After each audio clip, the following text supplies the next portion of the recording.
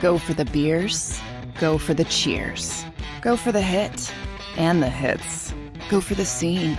Go for the screens. Go for the gallery. Go for the win. Go to Ocean. Post-game show with Seth Joyner. I knew that they had a running game. Derek Gunn. He has put in the effort. Devin Caney. Had we not won the Super Bowl, what would we be saying? And Mike Missinelli. Well, you know who Philly is. Post-game, now streaming on the 6ABC family of apps.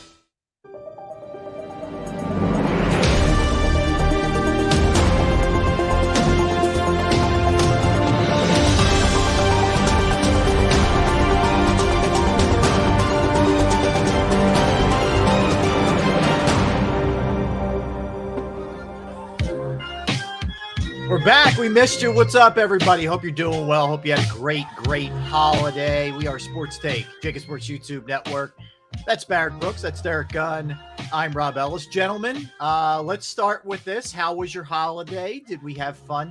Was it enjoyable? Was it relaxing? Gunner, I'll hit you first. How was it? The word relaxing does not exist in a Gunn family Christmas gathering when you have the wife, 3 kids, and 4 grandkids. Let's just put it like it was so much fun watching the kids. Well, 3 of the 4, the little one's only 4 months old, so he has no idea what's going on. But watching them rip up boxes and bags and play and stuff, it was like a sea of paper and boxes. I didn't finish cleaning up the living room until yesterday. Those 4 big black trash bags, I have 4 of those filled with boxes, wrappings, and papers. Man. And then there's other long boxes and stuff, so it's like it still looks like somebody broke in the house. But it was a lot of fun. It was just a lot of fun, have to eat together and just be with family, man. It's funny, Rob. When you live somewhere and you're not close to family, like I'm from Wisconsin, my wife's from California, you learn to make do with what you have. And we have a lot of great friends here that we consider family, but now that my family has expanded from kids to grandkids, the family is bigger. My wife and I are like, we need a bigger room, But, so we have our own little family within the family. So it was a great day. All right, Barry, how was yours? It was a good start. Cool. It was cool at 1 o'clock Christmas morning, 1 a.m. Christmas morning. I was good. Right. But I was totally pissed off all of Christmas Eve. Yep. I'm still a little pissed off, but then I didn't let it melt into to Christmas. It's good. You Had were a able to great turn Christmas, the page a little bit the next separated night. myself from everything. And then after Christmas is over with, come Monday morning, I'm pissed off again. What? I am. What? How you lose to the stinking Cowboys, man? Yeah, man. I am so pissed off. I want them so bad in the playoffs, bro. Yeah. I want them so bad. Oh, I'm with you. I'm with you there. Look, there's a lot to dive into.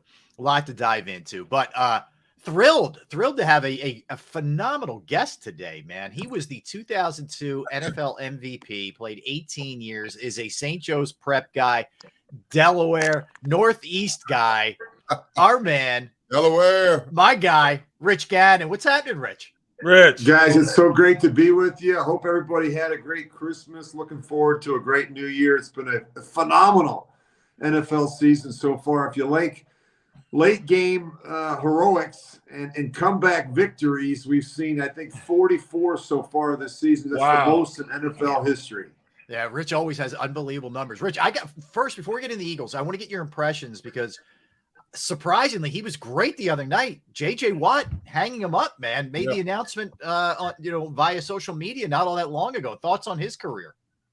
I've got great respect for his body of work, both on the field and off the field. I did a lot of J.J. Watt's games over the years for CBS Sports. Just an incredible player, so disruptive. Could play any of the positions along the defensive line. Could play inside. Could play outside. Played the run. Played the pass. Was a great pass rusher. Played with a great motor. Very intense player. We saw him play on the offensive side of the ball and catch touchdowns. Lined up as a tight end, as an H-back, as a running back. He did it all, especially with the Houston Texans. And he did so much off the field, as you guys know. I think during the hurricane, the storms down there in South Texas, he was phenomenal. Raised millions of dollars for the needy, and just an all-around wonderful man, former NFL Man of the Year recipient. The NFL is going to miss J.J. Watt. Yeah, 41 million Richie raised for charities for the Hurricane. Incredible, just straight up incredible. Rich, so let's start with the Eagles here. It was a tough game. You turn it over 4 times. I don't care who you're playing; it's going to be difficult, especially a team like the Cowboys. But they were still right in it. I mean, they took it down to the 19-yard line and just couldn't cash there. Could have maybe walked out of there with a 1-point victory. What do you think generally? I mean, the game itself and where the Eagles are at right now. Well, I'm encouraged by what we've seen so far from this team. I'm a little concerned, though, with some of the injuries. A Lane Johnson injury is significant. I mean, we're talking about one of the best right tackles in all of football. I think the Eagles, in their last 14 games without him, they've only won 3. So they've lost 11 of the 14 games they played without Lane Johnson. So that's a significant injury if he's out for an extended period. Sounds like he's going to be out at least a couple of weeks, hopefully have him back for the postseason. Maddox is another significant injury. Gardner Johnson, I mean, they're starting to get banged up a little bit in some key areas, so that is a concern. But even with Gardner Minshew in there, and you mentioned it, Rob, I mean, they turned the ball over 4 times. I mean, you're just not going to beat teams when you turn it over 4 times, regardless of how well you play around the quarterback. I think Gardner Minshew is a terrific backup quarterback. I think that's what he is. I think he can come in, doesn't need a ton of reps. He can play well for you. I thought at times he gave him a chance to win, but he was responsible for 3 of those 4 turnovers, and you just can't have that from the quarterback position. Hey, Rich, I've been talking about this since it was announced that the Eagles were going to sit Jalen Hurts for the Cowboys game, and I need a quarterback's perspective of this. Now, Barrett and I have the same contacts inside that give us inside information. They keep telling us he's fine. But when you only need the 1 game to wrap up the number 1 seed, okay, you kept him out of the Dallas game as a precautionary measure. I've been saying if you keep him out of the Saints game and you still need that 1 game to clinch, that tells me it could be a little bit more than just a sprain. When you're that close, because you don't want that last game against the Giants to mean something, because it means more to the Giants than you two. And as you know, divisional games, any and everything can happen in divisional games. Give me your perspective on how you perceive the way they're handling Jalen right now.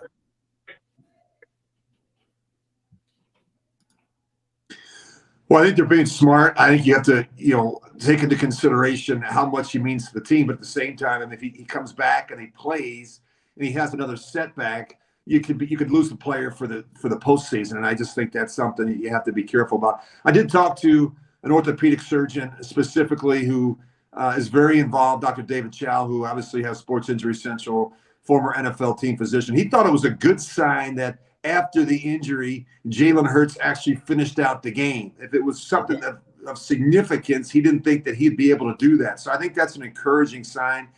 I think he could obviously get his shoulder injected and play if he had to play this week. I'm hoping he plays this week because I think this is an important game. I mean, I think there's a lot at stake when you look at having home field advantage and throughout the playoffs. I mean, could you imagine just having to play two home playoff games in Philadelphia? Yeah. So I hope he's able to play. I think he's probably pretty close, but I think the Eagles are just being smart. This will be a pretty good week of practice to see where he's at. Rich, being a quarterback and an offensive guy, looking at Shane Steichen, the offensive coordinator, and how he's able to make these game plans and specifically cater them around these quarterbacks. Now, how good is he, and how would you say he's up there? Because I mean, I played with your boy Chucky, man. His first coordinator job. Then he went to you and with the Raiders. His was complicated. What do you think about Shane Steichen's play calling? I think Shane Steichen's done an amazing job. We give out an award every year, the Associated Press, for the top assistant coach in the National Football League, and Shane Steichen's on my list. I don't think he gets enough credit for the job he's done, not only as a play caller, but really the development of Jalen Hurts. Remember this time last year, guys, there's a lot of question marks in Philadelphia about whether or not Jalen Hurts could be the guy where the Eagles stockpiling draft picks so that they could be in the quarterback market in 2023. I mean, we no longer have those conversations. I mean, he's taken a big step this year in terms of his production, his consistency, his leadership. I just think he's become a complete player at that position. We're talking about a quarterback right now that's on my short list for the NFL MVP award. I mean, that's the kind of season that he has had. I think where he's really improved, we know about his playmaking abilities, ability to extend and improvise and create and manufacture offense. I think where he's gotten a whole lot better is functioning from the pocket. I think his anticipation's better. I think his accuracy's better. I think his patience is better. I think we see him taking the extra hits, whereas in years, in the previous 2 seasons, he'd take off. So I think he's understanding protections better. I think he understands concepts better. I think he understands fronts and defenses and pressures a whole lot better. I think a lot of it has to go to the job that Shane Steichen has done. I think they built an offense around what he's comfortable with, concepts that he's got a history with. I think they built an offense around their ability to be a great running football team. And they really try to accentuate what they have up front, which is, I think, one of the best offensive lines in football. And when you can get a lead like the Eagles have, and lean on people and smash them in the mouth with the running game and have a mobile quarterback and have a defense that can pin their ears back and lead the National Football League in sacks, you've got something special going on. Rich, let me ask you about the NFC. And I know you keep a very close eye on the Vikings, one of your former teams, but we know San Fran's red hot right now. Red hot. We got Dallas, so, up close and personal. We saw them last week. You look at it. For you, how would you rank this thing, man? I mean, you get the Eagles at 13-2, remarkable start for sure. A little banged up right now, but how do you look at the NFC? Well, I know both those teams well, and I think the Minnesota Vikings have really done some good things. 11 of their wins this year have been one-score games. So you say, well, why is that significant? Well, last year they were 2-5 in games decided by 4 points or less. So they figured out how to play their best football when it matters the most late in games. My issue, and Rob, you and I have had this conversation, their defense to me is a problem. They give up a lot of points. They give up a lot of explosive plays. They're dead last in pass defense. So if they can't get that figured out when they get into the postseason against better quarterbacks, better play callers, better receivers, they're going to struggle. The team that really would concern me if I was Philadelphia is that group out in the Bay Area, the San Francisco 49ers. They've got the number one defense in football. And trust me, guys, it's not even close. They've got the number one defense in total defense, number one scoring defense, number one run defense. They haven't allowed a running back to rush for 60 or more yards in a game this season. They create negative plays, turnovers, sacks. Bosa's outstanding. D'Amico Ryans, I think, is probably, we talked about Shane Steichen. If D'Amico Ryans isn't on everybody's short list for assistant coach of the year, there's a problem. And I don't think he'll be an assistant coach much longer. And then they've got this young quarterback and Brock Purdy that has really come in and impressed. I mean, it's not too big for him. Yeah. He's made some great decisions. They built this offense. They've changed some things offensively around what he does well. And he doesn't have – the defense is only getting up 15 points a game. He doesn't have to score 30 points each week. San Francisco is a team I'd keep an eye on the West. Hey, Rich, now that you brought up San Francisco, give me your perspective on what Kyle Shanahan has been able to do with Brock Purdy. I mean, the guy was the last player drafted. He's an afterthought, the third-string quarterback. He hit the ground running at a crucial game against Miami, and he looked like he was a starter from day one. Can you talk about how Shanahan has redesigned that offense to a certain degree to make it more comfortable within the scheme of things? And he hasn't missed a beat from day one. Yeah, Brock Purdy's an interesting guy. I studied him a little bit last year. You know, he was a 4-year starter at Iowa State. He played in 48 games. He completed 68% of his passes. I think he threw 84 touchdowns. I mean, we talk about experience, how important it is. He doesn't have NFL experience, but he's played in a lot of big games at Iowa State and was a winner. And so they liked that about him. As you mentioned, he was the last player taken in the draft. I think he came in. It was a good situation for him. He got a chance to watch and learn behind a couple older players, particularly a veteran player like Jimmy Garoppolo. And he's been around Brian Griese, who's the quarterback coach there. You guys all know Brian. He was a longtime player in this league, a broadcaster. He's done an amazing job with a young quarterback. And I think Kyle Shanahan is as good as there is in terms of, I think, creativity, ingenuity in terms of, doing some different things offensively that you just don't see week in and week out. And this Purdy kid's come in, and you mentioned the Miami game. That's what really opened my eyes. He steps in the Miami game, plays really well. Then the next week, they play the Buccaneers in San Francisco. It's David versus Goliath. It's Brock Purdy versus his idol, Tom Brady. And they put up 28 points in the first half on that Buccaneers defense, and he looked terrific. So I think when you see a guy perform like that and handle pressure situations, I think you realize that this isn't just your normal rookie. This is a kid that's ready for prime time. When I look at the Eagles though, and how they played the past couple of weeks, I see things have changed in how they're approaching games and on game, in game decision making. I think the focus is not there. What would you say is the biggest thing with them as far as these turnovers and why they're having all these turnovers? I think right now, the past 7 games, they've led the NFL in the turnover to takeaway ratio. What do you think is the biggest thing to you? As a player, I think it's, lack of focus, and these guys may be feeling themselves a little bit.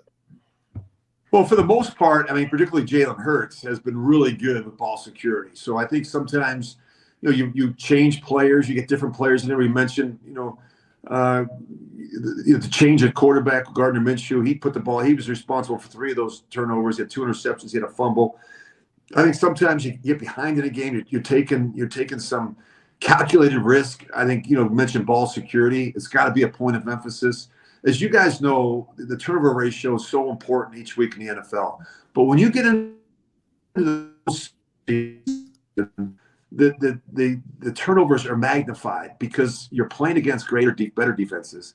You're playing against the best quarterbacks and the best systems in football. So that when you do turn the football over, you're turning it over to someone named, Tom Brady or Aaron Rodgers or Patrick Mahomes. They know what to do with it, right? They don't need any help with field position and scoring opportunities. So when you make a mistake in the postseason, the mistakes are magnified. I think they did a study years ago, and they said that the average turnover in the regular season was equal to 4.5 points. Well, in the postseason, I think it was 5 points. In other words, you make a mistake in the postseason, you're going to pay the price. So that's where, I think if you're Shane Steichen, I think if you're Nick Sirianni, you're having this conversation. Guys, we've had a great season. There's a couple areas where we can be better. I think creating more negative plays defensively. I mean, they had 6 sacks in the game last week. I think they've gone 4 straight games where they've had 6 sacks or more. I mean, they're getting pressure on the quarterback. But they just got to get their hands on a few more balls, get the ball out, and work on a little bit more on ball extraction. But offensively, you're right. When you go on the road and you turn it over 4 times, you really limit your opportunities and your chances for winning.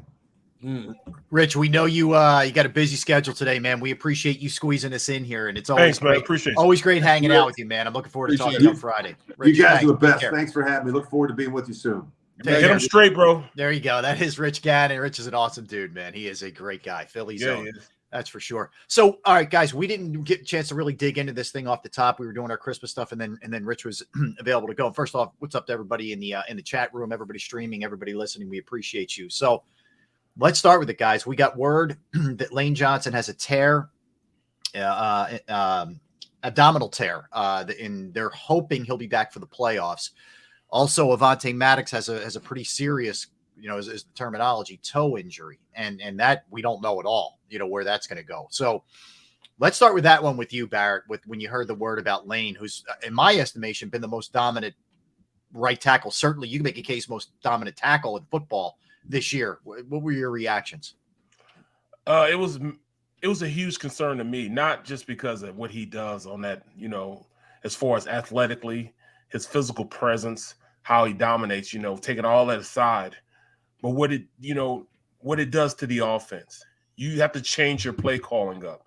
You can no longer go in with the same game plan because I don't know who's going to be that right tackle, whether it's Jack Driscoll, whether it's Jordan Mailata, whatever it is.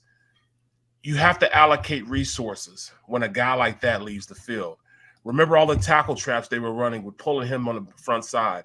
Remember how they can just, put him one-on-one against whoever it is and not worry about it. You don't have to worry about sending a chipper that way with a running back or putting a tight end that side to stay in or sliding protection to the right side because you have Lane Johnson there.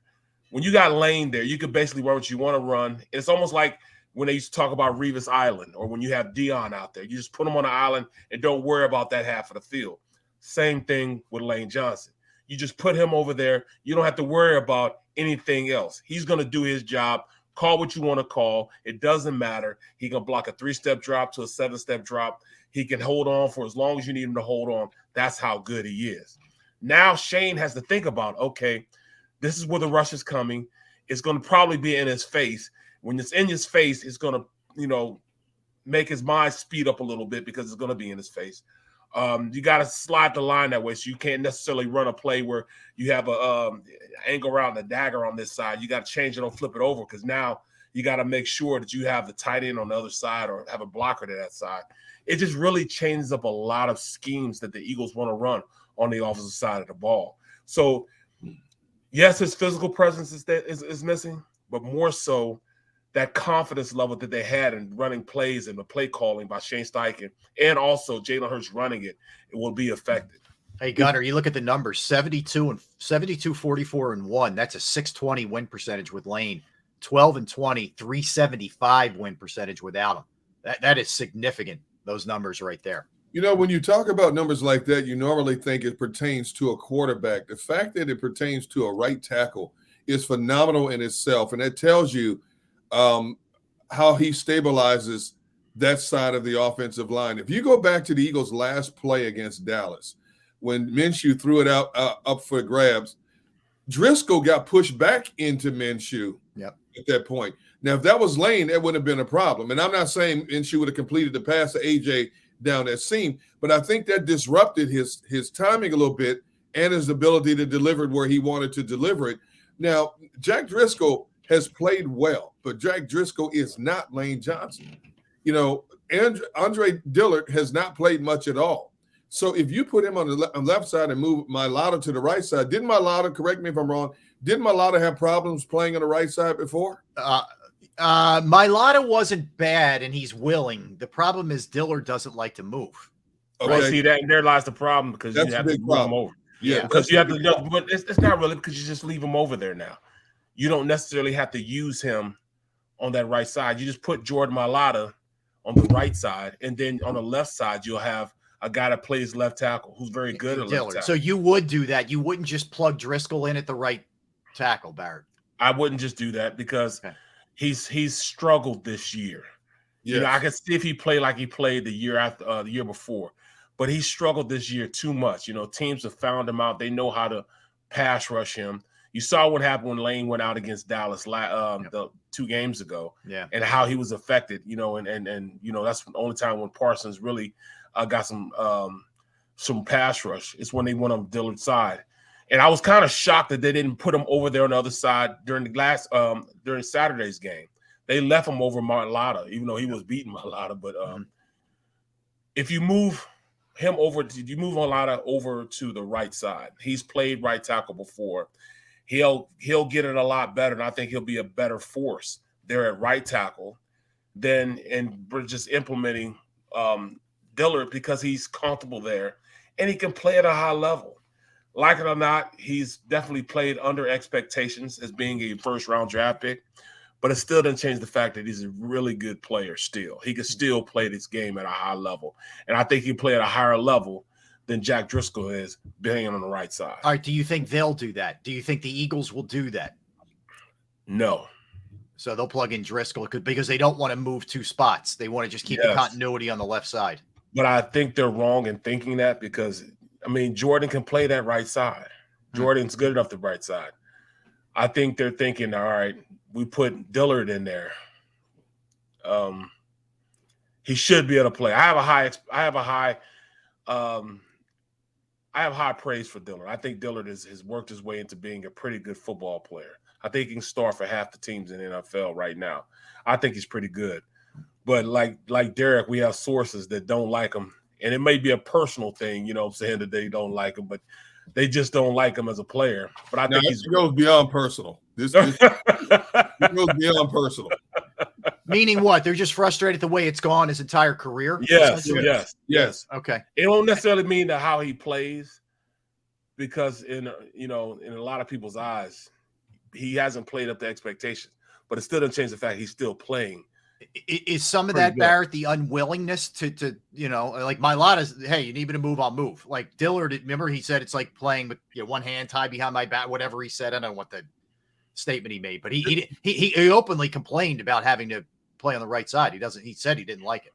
Absolutely. You always hear me talk about how today's NFL players, former players tell me today's NFL players, you need 53 psychologists. Yes. To coach these guys up, to pat them on the back. Andre Dillard falls into that category. You need to treat him with individual kid gloves because emotionally he's like this. See, I need attaboys. Yes. You need attaboys. Hey, attaboy. You know, whereas when you jump on like a Dickerson, Kelsey, Sayamalo, Lane, you can get in their faces and curse at them and do all this stuff. Right. And it's like, okay, I hear you. You do that with him, you don't know what emotional state he might be in at that time. You don't know if it'll lift him up or if he'll shut down completely. Yeah. And in a situation like this, at this stage of the season, you don't need that. You know, that's the last thing you need is if he starts to shut down, because this game is important, very important game. Yeah, it is. But more importantly, if you mess around and let's, you know, say what you want to say about the Saints. The Saints don't give up a lot of points. They don't score a lot of points, but they don't give up a lot of points, okay? And they have a bunch of Pro Bowlers on both sides of the football. They just haven't been able to put it together consistently because of the inconsistent play of the quarterback. Yep. Okay? But you just never know on a given Sunday when all of a sudden they put it together. Derek, you're right. And the last thing you want to do is have this come down to that last game, because when it's one game, man, weird stuff happens. Here's the other thing. The Giants haven't locked it up yet. Giants need to win. So let's say they aren't able to win this week and whatever, and it's all on the line for them the following week. You don't want that kind of situation. And you don't want to – you want your guys to be able to get plenty of rest. We saw what happened in this Cowboys game, man. They came out of that the worse for the wear. Just having the bodies that they lost in that game. When you have a record like the Eagles have, and you have the ability to wrap this thing up ASAP, you want your frontline players to get a breather that last game. You don't want that last game to mean something, especially in a cold day, as we just saw in Chicago what happened. A cold day, two divisional foes. One has to slug it out because they need it still to wrap up that number one seed. The other one needs it because with one win, they get in the playoffs. This is, I mean, and on top of that, the other team remembers how you embarrassed them just a few weeks ago. You didn't just beat them. You embarrassed them. So now it's a pride thing as well. Yep. It's a division game. It's the last game of the season. Playoffs on the line, positioning on the line for both teams. Dude, it's going to be a whole lot of extracurricular stuff in that game. Yeah. As we saw in the Eagles-Dallas game. There's going to be a whole lot of stuff that shouldn't take place between the strikes, but is. And when that happens, then all of a sudden you get these little fluke injuries. Somebody's going to get some kind of little fluke injury. You can't afford – you already lost one of the best slot corners in the game. You're down the best right tackle in the game. We don't know the status of a quarterback who was supposed to be the odds-on front runner for the MVP. You can't afford to lose much of – I don't care how deep this team is. As we've seen, it does not function the same. Once Avonte Maddox went out, look at what happened with Dallas running all over the field, catching passes. Mm-hmm. Look at how disruptive he was on that one play where they threw the hitch pass, and the player Maddox got hurt. Yeah. He blew the play up for like a 9-yard He was loss. Unbelievable until he went down in that game. He was everywhere. Yes. He was everywhere. The play he had Dak wrapped up and thought it was a sack, and somehow Dak got the pass off. Yep. Okay. When he left the game, completely different. Now, they did get 6 quarterback sacks, but it wasn't enough to affect big plays for the Cowboys the rest of the game. Okay. Now your right tackle goes down. It affected the continuity of how they blocked. Okay. And it affected the continuity of Minshew delivering third passes. Yes, he threw for 355 yards, but also they were getting more pressure on that right side. They didn't get him, but they were getting more pressure on that right side once Lane went out. That's a big difference. Yep. You can't afford to lose any other key player heading into the playoffs, even if you do get that bye week. Yep. Because look at the injuries you're talking about now. A quarterback with a shoulder, who I still believe is more than just a sprain. A right tackle now who aggravated that core muscle in Chicago, and now he tore it against Dallas. So we don't know how long he's going to be out because everybody heals differently. And in your primetime slot corner, who could be out indefinitely, which means he could miss a key playoff game with that toe injury. I hear you. I mean, I'm looking at it. I guess I'm trying to be optimistic with Johnson.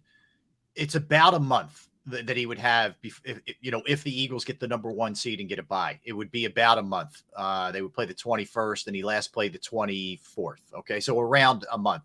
I don't know what that means ultimately. I'm a little more pessimistic when I hear the Maddox thing, when I hear like serious toe injury, because toes are no joke, man. It's a very serious thing. And whoa, did that look bad? I mean, Driscoll was okay. He was okay, but Josiah Scott was not okay. He's been anything but okay. I don't understand what's wrong with McPherson, Josh Jobe. Yeah. We've got to have somebody other than him, because even on the 3rd and 30, they were in a prevent defense, meaning they took one of their linebackers. They took TJ Edwards out. They left in Kazir White. They put in Kayvon Wallace as the other linebacker. They had 3 deep safeties, and he was supposed to be the 3rd deep safety on the play. You already had Epps, Blankenship, and he's supposed to be the 3rd. You have to be the deepest guy on the field when you're playing this dime defense. What was he looking at to make him not get over the top, especially when you have a veteran receiver sitting there? You got T.Y. Hilton. All he does is run 9 routes. That's all he's been doing is run 9 routes, just straight goes. And why would he even peek? Just get your ass back. And then, I also understand Slay. Slay's pissed off because everybody's saying Slay got beat on the play. Still, though, it doesn't matter. You still don't throw your guy on the bus like that. No, you don't. I thought it was really weak. And then he put him in reverse and ran him back over backwards. Yeah, and look, we all saw it. We know that it was on Josiah Scott. You don't need to continue to dig the grave for this kid and throw him into it. Like, come on, man. And like, all you had to do is listen to Minshew after the game. Minshew took the blame for everything. Like even the Miles fumble, he was like, "Yeah, on me." That wasn't on you, but he just ate it because that's what you're supposed to do. You don't need to respond to this stuff. Why? Because a couple people on Twitter thought it was your fault. Like, dude, come on, man. Well, like, you got to be better than that. Let's give Shizzle Flex. You know what I'm saying? He $4.99.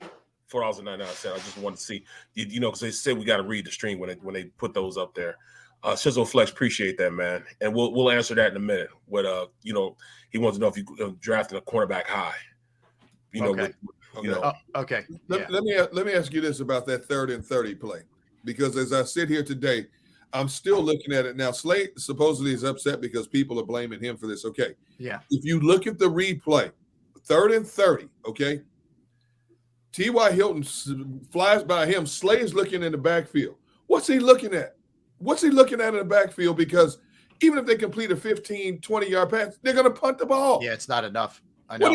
What are you looking at? You're a veteran cornerback on a 3rd and 30. You're playing deep thirds. Yeah. What are you looking at? Why do you let this man just go? He didn't have a good game to begin with, Derek. Like, that's the other thing. Like, dude, you didn't play all that well to begin with. Just be quiet. Like, Neither did Bradbury for that. No, he didn't. You're right. He got beat on the land seating. Yes. So, and Sirianni explained it today. He said basically, it was a cover 2, and Slay was responsible for the flat and the short stuff, and it was Josiah who didn't do his job. But no, I don't care. Like whatever. It was a screw up. But I'm with you, Derek, in the way that Slay played it. But I just didn't like that. To me, is not the way the Eagles go about their business, like calling out teammates. Just no, you don't do that. No. You don't say anything. But the bigger picture is Josiah Scott's going to get picked on until he shows you he can just belong out there otherwise. You don't think the Saints, and I know their passing game is not the Cowboys passing game. I know that, but they're going to go after him every chance they get. No question. I mean, he's going to get him in the slot. He's been exposed. He's been exposed since the 4 games that Vontae Maddox was out. He was exposed then. We got better the last 3 weeks until Maddox went out in the slot, man. And you're right. CeeDee Lamb had an incredible game, man. Incredible. And they moved him around a lot, Yeah, they did. More made sure that they didn't leave him in just one place. Mm-hmm. They motioned him a lot, put him in a slot. That's what you do. That's a great game plan. And he definitely exposed us. Yeah. No, there's no question. I want to go back to something Barrett said that when Rich Gannon was on, it really perked my ear. Because we have been talking about the complete opposite all year long about how even keel this Eagles team is. And Barry, you said to Gannon, now correct me if I'm wrong because I'm paraphrasing. You brought up the fact it seemed like this Eagles team was starting to feel itself. Yes. And that caught my, because if there's one thing that we talked about that this team was, that they were consistent. They don't overlook anybody. They were not beating their chest about anything. They went about their business. So, Barrett, with that said, what made you say it, number one? What did you see that even made you think that? Oh, what I saw was a young guy in Quez Watkins, not going out there and playing straight fundamental football. You come back for the ball. You never fade away from. When you fade away from the ball, that gives the DB a chance to get up under the route and knock it down or come over the top and make a play. And he just did not play tough enough to me. And that to me is like, all right, I'm a third wide receiver. I ain't competing with nobody. When you absolutely have a Zach Pascal there, that's going to make those tough catches right there. Yep. Get his ass out of there. He does not belong in there if he continues to do things like this. We're too far into this season. We're too far into this playoff run for us to be making simple mistakes like that. You cannot fade away from a ball, especially with a guy like Gardner Minshew, who throws a soft touch ball. Yeah. He doesn't gun it in there. He doesn't have the arm to gun it in there. So you got to help the quarterback out a little bit. He got deboed by both interceptions on the play because he's fading back. Now, we'll say on the one interception over the middle, Jaron Kearse was all over his back like a cheat. That should have been pass interference, but Dallas got that home call. Every team gets a home call in the game. Dallas got that home call. 9 times out of 10, that's going to be called as pass interference. It wasn't in this case. But still, if nothing else, you got to knock that ball down. You can't let this man climb up your back and take it right out of your arm. Be a defender. I'm with you there. First of all, and let me take it a step further. Why are you throwing those kind of passes to him? Right. He's shown you before that, frankly, he's soft. Why are you throwing those? It's got to be like, fly routes or stuff on the outside by the sideline or whatever. I'm not giving him any of that kind of stuff. I mean, he's not going to fight for it, and he's not going to outmuscle the other guy, and you know that. Like, I put some of that on Steichen. Don't call that play or whatever. And maybe it wasn't the primary. I don't know, but I don't like Quez. We've seen these too many times, and for me, he's got a hand in three interceptions in the last 2 weeks. He's got a hand in, and he's got to be better. I know they like him. I don't need to see the bubble screens anymore or any of that kind of stuff to him anymore. Yeah. It doesn't work. It just doesn't work. Is it worth the speed and the breakaway speed? If he's in there for just 9 routes, just go routes, then let him do those. Yeah. Don't have him doing anything that he has to go out there and try to muscle a guy or make a 50-50 ball, because we see he's not going to do it. Same thing happened, against the Bears. Now, it was a bad pass, yes, but it was also a bad effort on trying to, get to the ball. Yeah. You know what I'm saying? The lack of effort. So you sometimes you got to go, all right, then I got to use a lesser speed guy in Pascal, but a tougher guy in Pascal. Yeah. I do think they won't say it, Barrett, but I think we're going to see more Pascal. I do. I think you're going to see less of that kind of stuff with Quez. I don't, and by the way, some of that's on Gardner Minshew. He shouldn't have thrown them, but still, your receivers got to help you at some point too. But yeah, that was frustrating. All right, let's go ahead, Gunner. Get your Barrett, I'm curious to get your comment on this. I'm looking at a comment back in the chat. Cilio just said, now we've all applauded TJ Edwards' ability to play the way he's played this year. He says TJ Edwards cannot cover tight ends, and in today's NFL, with all the great tight ends, he will not be back. How do you respond to that? Now, I will say this. I've said from day one, if there's one liability in all of TJ Edwards' game, and this is carried over from his college days because I watched him closely for 4 years in Wisconsin, he's always struggled covering the tight end. Anything else about his game, I love about his game. But, Barry, your thoughts on what Cilio says? I think he will be back just because he's a tough, hard-nosed guy that can play the run in the middle of that defense. I think they have enough of the movement deep linebacker / smaller cover guys. They'll have enough. They have the kid N'Kobe Dean that'll take Kazir White. He'll be a guy that if they have nickel situation like they had, or a dime situation like they had in the 3rd and 30, they'll leave in N'Kobe Dean, or they'll leave in a Kazir White. But as for everything else, I think he's magical at going out there, stopping the run, influencing blocks, just playing hard-nosed football. Sometimes, the same thing with Trot. Remember Trot? Trot couldn't cover. He couldn't cover you with a blanket. Right. You know what I'm saying? Right. But he'll come up there and lay a hit, set tempo. He'll get, tackles for loss. That's his job. That's what he's great at. All right, let's can't get over 3rd and 30. I still cannot get that. I can't either. That's the one that is just a killer. I mean, the guy, and T.Y. Hilton was on the street a week ago, prior to the catch. So it's just inexcusable. He gets one target the whole game and made it. Now, granted, he made a phenomenal catch. He did, and it was a great throw. Yep. That's the farthest. That's the longest throw of Dak Prescott's career. Is that right? 60 yards in the air. Oh my God. All right, let's come back and let's dig in a little bit more on the offense. A couple things to look at. Obviously the big news is Lane Johnson and Avonte Maddox and what that looks like here going forward. You guys talk too much, man. It's 12:40, man. we had off yesterday, man. We were all pent up. We had a lot to get out. We're not done. I think you both forget that I'm the quiet one in this group. Sure you are. Not today. Yes. All right. So let's come back and we'll dig into the offense and then we'll dig into the defense and we'll go, man, a lot happening in the NFL too, you know, with JJ Watt and Tua.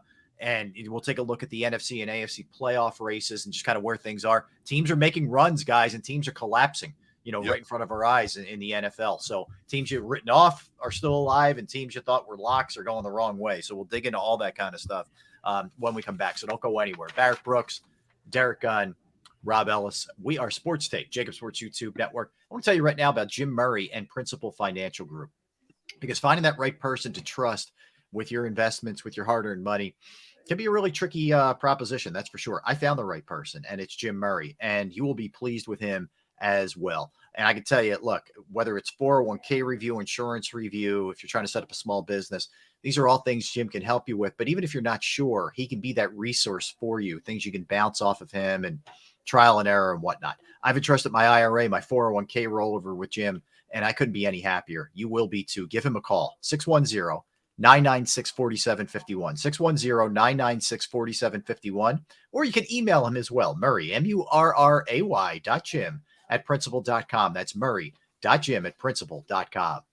Post-game show with Seth Joyner, I knew that they had a running game. Derek Gunn, He has put in the effort. Devin Caney, Had we not won the Super Bowl, what would we be saying? and Mike Missinelli. Well, you know who Philly is. Post-game, now streaming on the 6ABC family of apps.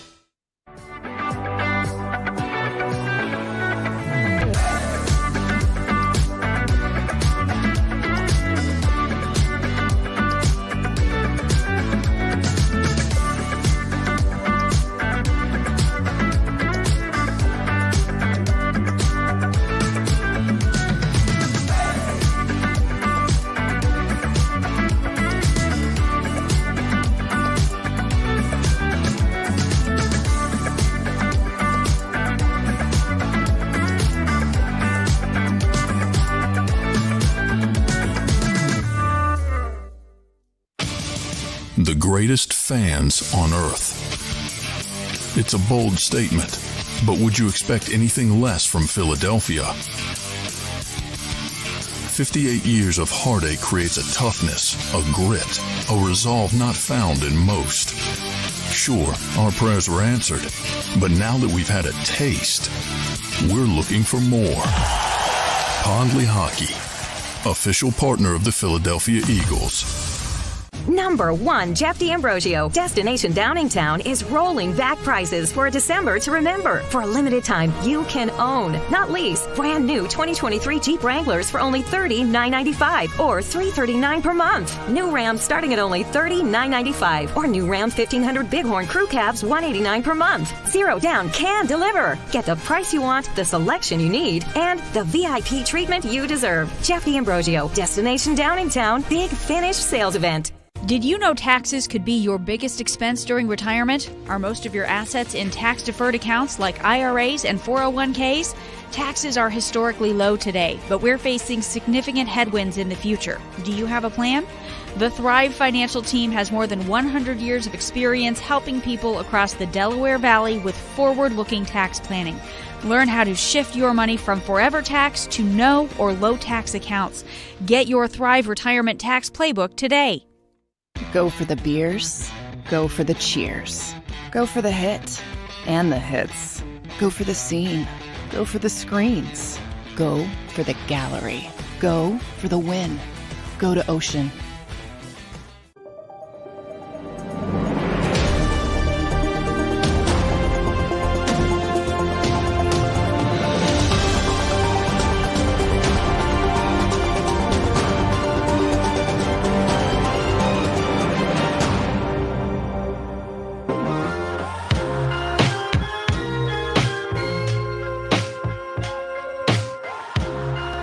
Hey, everybody, welcome back to this edition of Sports Take on this Tuesday, December 27th. There he is. Sorry, gents. We thought you left us, man. No, my apologies. Sorry. I was tending to some business upstairs. It's all good. Everything's taken care of. We're all good. Did you get a fresh bowl of Cheerios?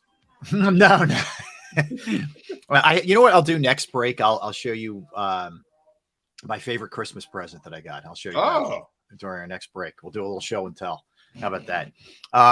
No Cheerios. So a couple things. Let's dive into the offense a little bit. Now, certainly there were some positives, right? First of all, if you didn't have any rooting interest in this game, if you're just sitting objectively in Iowa somewhere, it's a fun game to watch because it was back and forth and crazy, right? It was one of those kind of games, just felt like a shootout.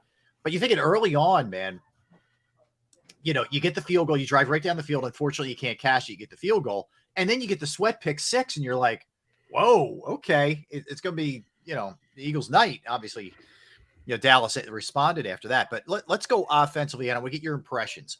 Minshew ends up going 24 of 40, 355, 2 touchdowns, 2 picks, which we talked about, which we can continue to dig into, and an 84.9 passer rating. They didn't sack him, although he was under some duress a couple times.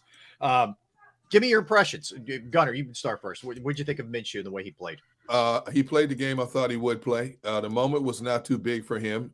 He didn't look rusty. I love the way Sirianni and Steichen formulated the game plan to get him comfortable in the game plan. Mm-hmm. I thought he handled himself well, even under duress. I loved how when there were times when I thought he was going to get sacked, whether it was from the right or the left, he slid away from the pressure to buy a little bit more time to get the ball downfield. Mm-hmm. I thought he had – the biggest thing I came away saying jokingly was, well, it just goes to show our backup is better than their backup. No question about that.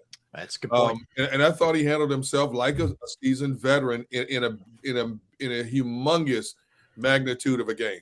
Okay. Barrett? Same thing, man. He played up the expectation. Man, he threw for 355 yards. But even with that, we just can't get past the turnovers. Yep. Did he play well enough for us to win this game? He most surely did. But everybody has to step up. And one thing we talked about going into this game is we have to make sure that we play, and everybody has to play a little better when you're dealing with a backup quarterback. People have to take it to another level. They can't expect to win without the starter. And shoulda, coulda, and woulda. If Hurts would have played in this game, it'd have been a blowout. Just put it like that. It'd have been a blowout. Yeah. Number one, I think he's more consistently a better magician as far as making things happen than Gardner Minshew. Remember those times where he ran out the pocket? He wasn't even trying to turn the corner. No. You know what I'm saying? He was just trying to get at least a yard. Yeah. Or he just wants to buy himself a little bit of time to throw it, which is fine. That's who he is, right? But you're right. Like if you're Dallas, you're like, all right, we don't have to worry about any of that we'd have to worry about with Jalen. Even early in that first drive that I was referring to, Minshew did take off and Parsons got him easily from behind. It wasn't, it was like nothing. If that's Jalen, that's a different story. By the way, Parsons MIA in the game. He did very little in that game. I thought they did a nice job on him.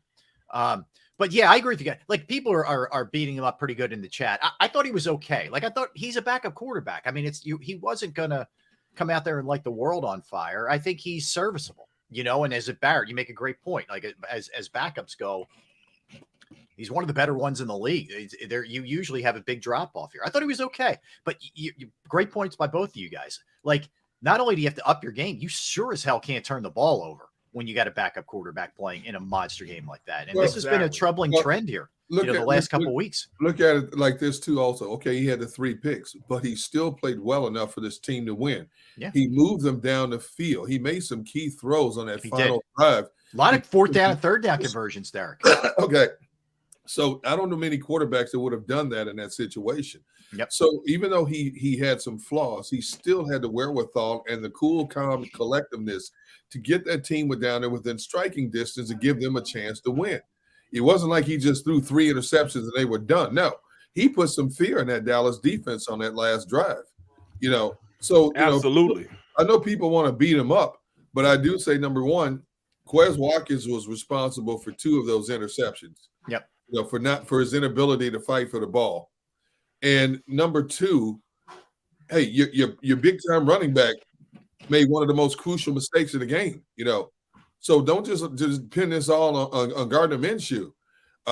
He's a significant reason why they had a fighting chance to win this game at the end. Yeah, I honestly thought he was fine. Like if he has to go Sunday against the Saints, I feel fine about Gardner Minshew. I think as a team, there's things they have to clean up, but I think he'll be fine. The other thing that was disappointing to me is, in addition to the huge fumble, Miles, 21 rushes, 65 yards. That's 3 yards per carry. He's got to be better. They got to block it up better. Your running game has to be more supportive of a backup quarterback. Like, Minshew throwing 40 times. I know it was a shootout kind of game. I get it. But for 355 yards is not ideal. You'd rather there be less pressure on him to have to do that kind of thing. Absolutely. And that goes, that's the effect that you have when you don't have Jalen Hurts in there. Remember, we talked about that just extra second that the defense has to worry about whether he's going to keep it, hand it off, or throw it. That Jalen Hurts brings to the table. That's what we're talking about as far as the Jalen Hurts effect. There was no sense of, all right, that Gardner Mitchell was going to keep the ball. So it wasn't just like a read and react and then go. It was just read, react, and we're either going to stop the run or we're going to stop the pass. Right. That's the difference. But we still play, good enough that we should have that, at least that running game that we've seen before. Now, it's not like we abandoned it. We kept doing it. It just wasn't effective. And sometimes, you're not going to have those big running games where you have over 100 yards rushing, but you got to keep going, and keep pounding and keep pounding. And eventually you'll pound them into submission. But once they were tied with us and we didn't get up on them, it kind of changed the game plan on how aggressive we were in throwing the ball. Yeah. The thing that really got me, and I'm still sitting here trying to figure out why, Dallas was giving up 140 yards a game rushing. Okay. Yeah, they're bottom 5 in the league. You ran the ball 29 times, yet you only had 87 yards against that defense against the run. So what was lacking in the overall run defense? Because I thought if they ran the ball more effectively, like we've been accustomed to seeing, that game would not have been as close as well. They could have controlled the clock a lot better had they been able to control the ground game more. And I still can't figure out how they averaged less than 4 yards a carry against the Dallas defense. Yeah. Really, even without Jalen Hurts in there, they still should have been able to pound that Dallas defense between the tackles on the run. Agreed. And I don't know. I didn't see Dallas doing anything differently. I didn't see him stacking the line of scrimmage because that would have been dumb. You saw how both Devontae Smith and A.J. Brown still had over 100 yards receiving against me. That would have been stupid on their part. Did you just go, load the box and try to go man for man against Devontae? Especially, I did not know Devontae had the kind of ups he had. That one pass he caught over the middle, I did not know he could get up like that. And that was behind him a little bit too, Derek. He gets up. He was spectacular. I'm telling you, it may be not yardage, but I thought it was his best game as an Eagle. He was spectacular. And I know we're gonna get into a football segment, later on, but 2,000-yard receivers and 1,000-yard rusher. Yeah, amazing. Yep. That's amazing, dude. I mean, really, it's something to behold. It's rarefied air that that you're seeing here right with this team. But no, Devontae was great. On the positive note, Devontae was great. AJ was really good. He unfortunately took that pretty hard shot on his knee, but thankfully, looks like he's going to be okay. But both guys were over 100. And AJ had the big one early where he kind of blew a tire, and I was worried about that too because it was a non-contact, but he was, he was okay. He might have taken that in had he not blown the tire early on that one. Yep. But both guys over 100. Would you like Goddard to get maybe more than 3 passes? Yeah, I think that's a complaint. A legitimate beef. He had 3 catches for 67. But I thought they did some good things offensively. And the other thing is, to Minshew's, I guess in his defense, I don't know, whatever. But man, the guy hasn't started in a year. Right. If he has to go this week, I think he'll look a lot better, a lot comfortable with game action. Absolutely. And that's key that we say that too, because of course, looking at him another week of practice, game reps with that offensive line, they're calling, they know exactly what they need to call now to really put Minshew in a better position to win more. This could be, this could be big for this team and understanding how they can approach this because, yes, we need to win, but we now have a means in which we can win because we know what his strengths are and what he does best. Yeah. Yeah. And I think they'll do a better job playing to it in this game for sure. And again, we don't know. I mean, there hasn't been any kind of announcement. We don't know what's, what the setup is and what it's going to look like, Here, I'm sorry, I didn't mean to cut you off. No, I'm just sort of pondering. Here's something to keep a close eye on, because football can be as much psychological as it is physical. Okay. Now, we have applauded Miles Sanders for not fumbling the football all season long. Now he's had 2 key fumbles at the most inopportune time. Body language says a lot. And look at his body language after he coughed that ball up in Dallas. I mean, and listen to his tone of voice after the game in the locker room talking to the media. Now, he had 4 fumbles last year. Okay. And people are, I saw people in the chat talking about how, not the chat, but on social media. Here we go. Miles Sanders missed the fumble again, just like last year. First of all, every running back fumbles a football. Okay. You minimize it, but okay. So he still has only 2 fumbles in 15 games. This fumble cost him. It was a big fumble. Huge. Do we have to closely watch his body language moving forward now?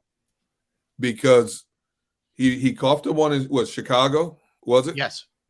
And now on the national stage in Dallas, okay? Something he had not done all season long. Now it's happened twice in a short amount of time. I think you have to watch the body language. He's had a phenomenal season. All he's done is enhance it. Look at his total touchdowns compared to 2021, yards per scrimmage compared to 2021. Everything a running back in a contract year needs, he's been able to do. But now, moving forward, last 2 regular season games, if he plays that last game, and the playoffs, we have to closely monitor the body language, because what happens if he coughs up a ball against the Saints this game? That's a great question. It's a huge problem mentally moving forward. Yeah, no, you're right. You make a really good point with that. I would personally, I try and get him going early against the Saints, just from a confidence standpoint. For him, for the team, I don't think he can hurt. That's what that would be part of my game plan if I'm Steichen and Sirianni, no matter who the quarterback is. I try and get Miles Sanders off early and just try to get his head right, if he is, in fact, in his head a little bit here. I don't know. It's hard to tell. Barry, you're muted, bud. Especially against a team like the Saints, in which we've ran the ball on them consistently the past 2 times with over 200 yards rushing on them. But a lot of that was Jalen, though, going out there and impacting the game, though. But, we're going to have to run the ball on them. They're good defensively, very good defensively. They can do a lot of things to rush the passer, in which we got to worry about. We have to worry about it. So, I mean, it's imperative that we go out there with the mindset that we got to totally out-physical this team. You have a Saints defense that has 2 pretty good edge rushers in Cameron Jordan and Marcus Davenport. This is a Saints defense also that has 40 sacks as well. Yeah. Okay. And you're talking about a defense that's sprinkled with Pro Bowlers throughout that defense. Lattimore on the back end, Tyrann Mathieu back there as well. The Eagles, if the Eagles blow this team out, we say, okay, this is a period team won. I don't know if it's going to be a blowout, to be honest with you. They have talent. Andy Dalton has been the biggest problem with that team. Sometimes he plays like a Pro Bowler. Sometimes he plays like he flushed down the toilet bowl. You don't know week in and week out which quarterback is going to show up. Yeah. Rich Gannon talked about it. Look at all the close games we've had this year in the National Football League. Look at all the upsets we've had throughout the course of the National Football League. And now this Eagles team is nicked up at key positions. Okay. And if there's one thing that Dennis Allen does well, he will exploit a weakness, and that's a huge weakness on the right side of that line. I don't care if it's Jack Driscoll over there. I don't care if you move Mailata over there. Mailata has played better compared to what we were looking at a few weeks ago, but he still is much better. It's much more natural on the left side than the right side. No question. I mean, the one thing, and I probably should have pointed this out earlier, that I feel, good about is, I feel like if there's anybody who can figure out a way to maximize that spot with Lane out of there, whether it's Driscoll or moving the parts around, it's Jeff Stoutland. I think you have a good coach absolutely. There who will have a good feel on this. Like, let me put it this way, Barrett. If let's say they go with the Driscoll thing this week, okay, and let's say he doesn't look good this week, I think that will be changed if Lane can't go come playoff time. I think you will have 2 weeks where you can work with Mailata on the right and Andre on the left. I believe that's what the route they will go if this looks bad again on Sunday. Okay. Well, and then Barrett, let me ask you this, because you having played the position. Even though we've seen a lot of play that position before, he's not as comfortable on the right side as he is the left side. And now you're talking about not just another game, you're talking about one and done scenarios. How could that affect him psychologically? Because that's not his natural position moving over there. It won't be. I don't think it will affect him psychologically. I think he understands what this team needs him to do, so he'll have a different mindset on how he's going to approach the game. You won't get Jordan Mailata's going to go out there like, oh man, I don't want it. No, he knows that this is imperative that he goes out and has a great game going against Davenport on that side. I don't trust at this point, Stahl going over there, not Stahl, but what's his name? Dillard and Mailata. No. I mean the other guy going in there. Jack Driscoll. I don't trust Jack Driscoll being good enough at this point to go against those major pass rushers on that side of the ball. So when I look at him, to be more stable offensively, move Jordan over there. He'll do it for the team, and he'll play at a high level for the team. I know Dillard will play at a high level for the team and go out there and do what he's supposed to do. I just think you have a better lineup going against them, and I think we'll be at full strength going against them with him being there. I think you could call whatever you want to call as far as play selection with him being there.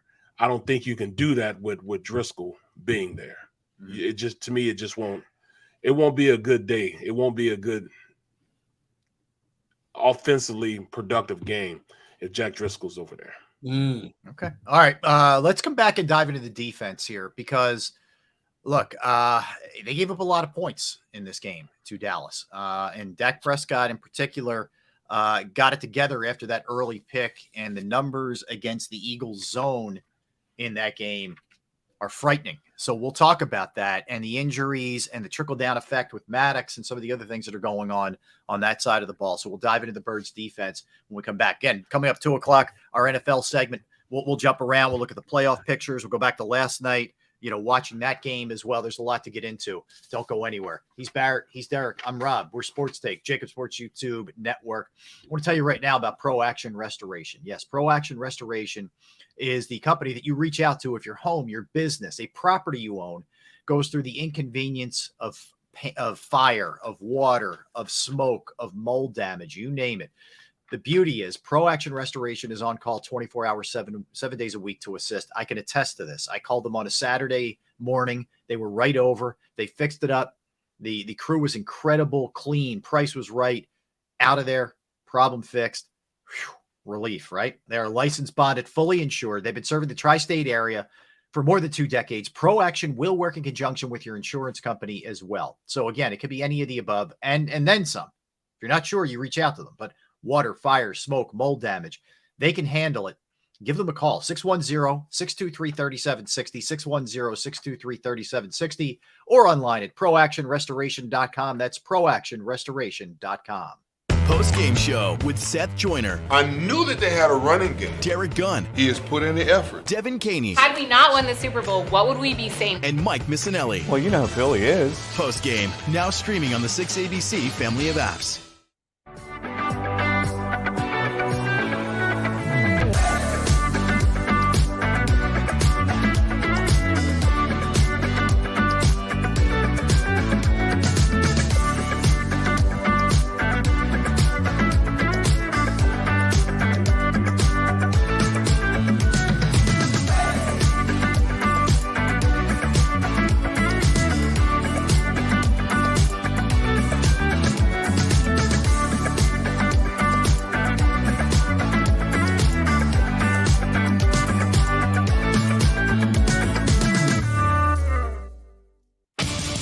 The greatest fans on earth. It's a bold statement, but would you expect anything less from Philadelphia?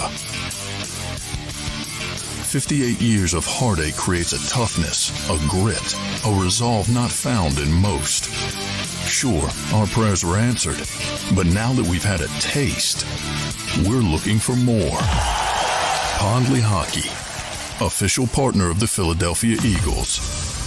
Number 1, Jeff D'Ambrosio. Destination Downingtown is rolling back prices for a December to remember. For a limited time, you can own, not lease, brand new 2023 Jeep Wranglers for only $30,995 or $339 per month. New Ram starting at only $30,995 or new Ram 1500 Bighorn Crew Cabs $189 per month. Zero down can deliver. Get the price you want, the selection you need, and the VIP treatment you deserve. Jeff D'Ambrosio, Destination Downingtown, Big Finish Sales Event.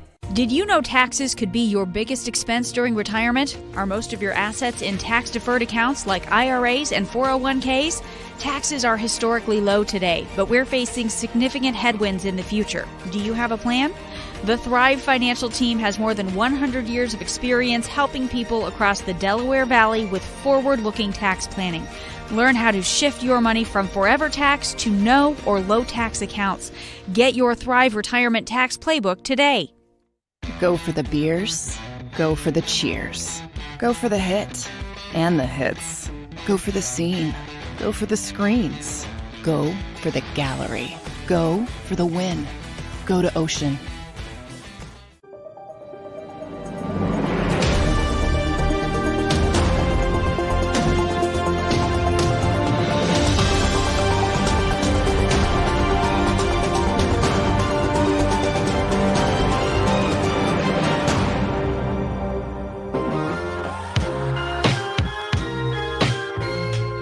Oh, I forgot to grab the Christmas present. I'll do it next segment, I promise.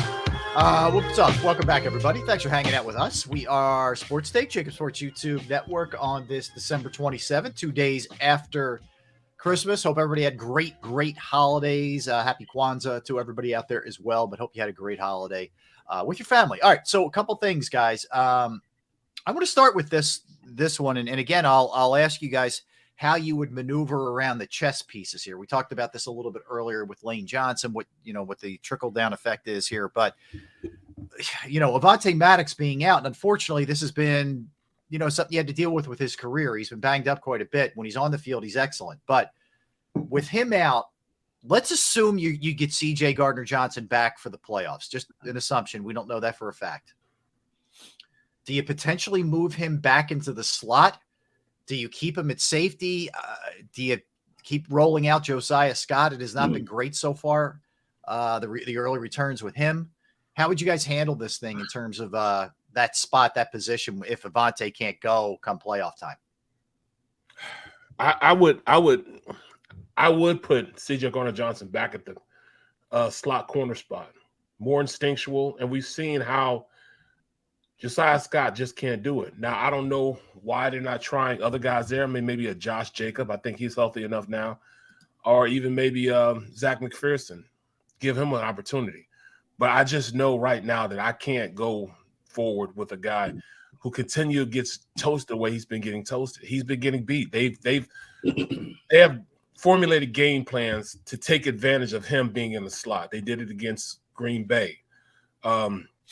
Anytime he's been in the game, they've definitely went to him. Mm-hmm. Oh, they're attacking. And attacking him. So how do you go forward with having this guy as the man? I don't think you can do it. Well, I don't want to see Josiah Scott for whatever reason. They play whenever Avonte goes down. Josiah Scott is the man who gets the call, and let's face it, Gannon can be stubborn to a fault.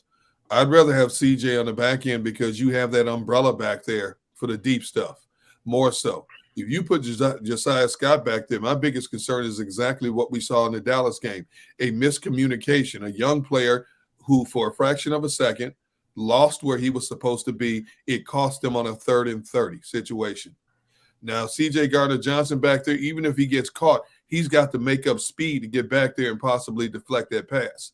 I'd rather have CJ on the back end of my defense with Slade, with Bradbury back there, more so than Josiah Scott. As we know, it only takes one miscommunication to disrupt the whole concept of what you're supposed to be doing in a crucial situation. I think we could, if push comes to shove, if they don't trust anybody else other than Josiah Scott, as much as I don't want to, I'd much rather see him down in the box in that slot more so than on the back end. This team does not want to give up big plays, whether we like it or not. This team is committed to not giving up the big plays. It was a big play that the complexion of that game against the Dallas Cowboys. That one big play changed the complexion of the game. I believe if CJ was back there, that play doesn't happen. Eagles win the game.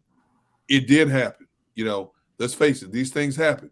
Now, when you get to the playoffs, you're going to be playing offensive coordinators, Minnesota, Dallas possibly again, San Francisco. They're going to recognize if Josiah Scott's back there, you can confuse him more than you can a CJ Gardner-Johnson. You're right about that. But they've been focusing on getting him there, man. They've been focusing on taking advantage of him not being good enough to play in the slot. They've taken advantage of it. What are you going to do, though? I'd rather have him beat you on the underneath routes than to beat you on a 60-yard bomb. I mean, you know what I mean? You got to give a little to get a little. Since you saying it like that, you know. Now, all right, let me ask you guys, because how much of this number I'm about to give you, it can be attributable to the fact that, you know, Jonathan Gannon is scared to expose some of these guys. Prescott, according to Next Gen Stats, goes 24 for 24, 300 yards and 3 touchdowns versus the zone on Saturday night. Jeez. Like it's like watching Ed Donatel's defense in Minnesota. Yeah, man. I mean, it was just straight up picked apart. And I'm sure a lot of people are saying, do something to change it up. You know, I get you're afraid that you're going to expose Josiah Scott a little bit more, but do something to change it up. And, you know, I think it's a fair beef that people have. It absolutely is a fair beef. I mean, because it's not. I wouldn't even call it a beef. It's almost it is factual. Yeah, that's legit. what happened. It's a legit criticism or critique, right? I mean, it's they're taking advantage of playing in zone concepts. I was like, well, what's going on? I mean, when they did go in and put Bradbury on the slot and used him, he went in and made a play. He read the play, made a play. After they were just getting toasted in the slot earlier, he came in, made a play. They stopped it a little bit, and then after that, you know, they went back to playing zone again. We didn't do that against the 40. I mean, we didn't do that against Minnesota. Right. Minnesota, we put Slay at least around Jefferson the majority of the day, and he made plays. Why didn't we see the same thing with you know, CeeDee Lamb? I guess it's because they moved around so much. Well, if they do that, then you got to go man. You got to use him. The only thing is when they did go man, Dak Prescott took advantage of it. He had 2 long runs when they were in man concept. That's a good point. Yep. It's tough, man. It's just, you know, it's tough, man. But that's why these guys get paid the big bucks. That's exactly why they get paid the big bucks.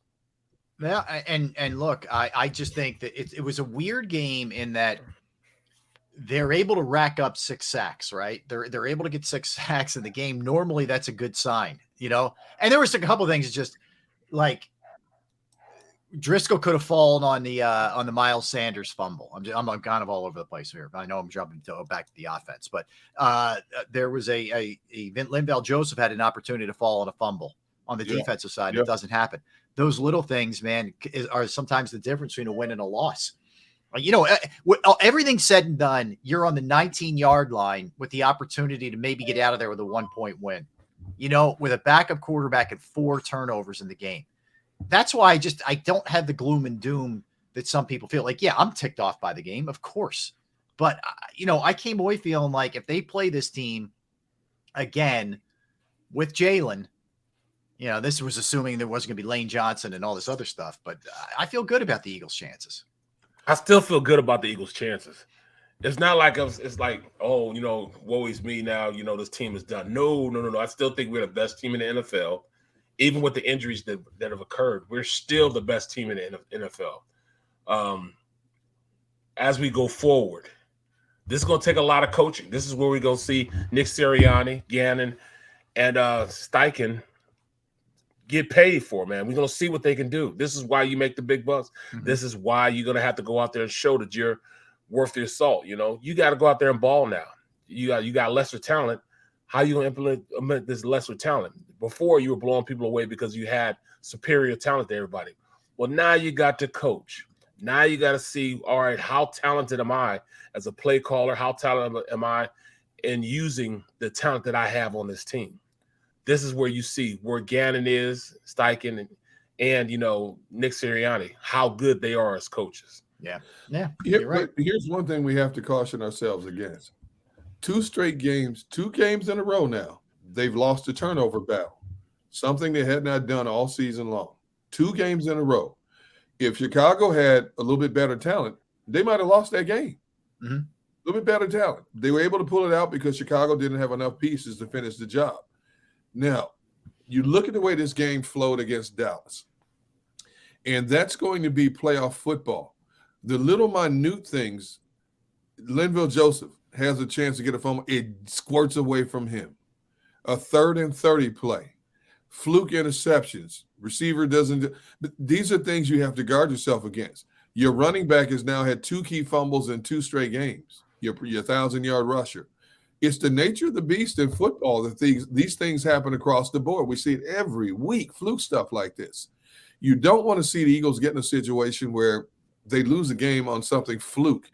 And I think that goes to what Barrett is saying in terms of this team starting to feel itself. I mean, they've had 7 turnovers now in 2 games. That's unheard of for the Philadelphia Eagles team. And I think one thing that we overlooked going into this Dallas game is that Dallas had more turnovers than the Eagles. It was 26-25 going into that Cowboys game. Yeah.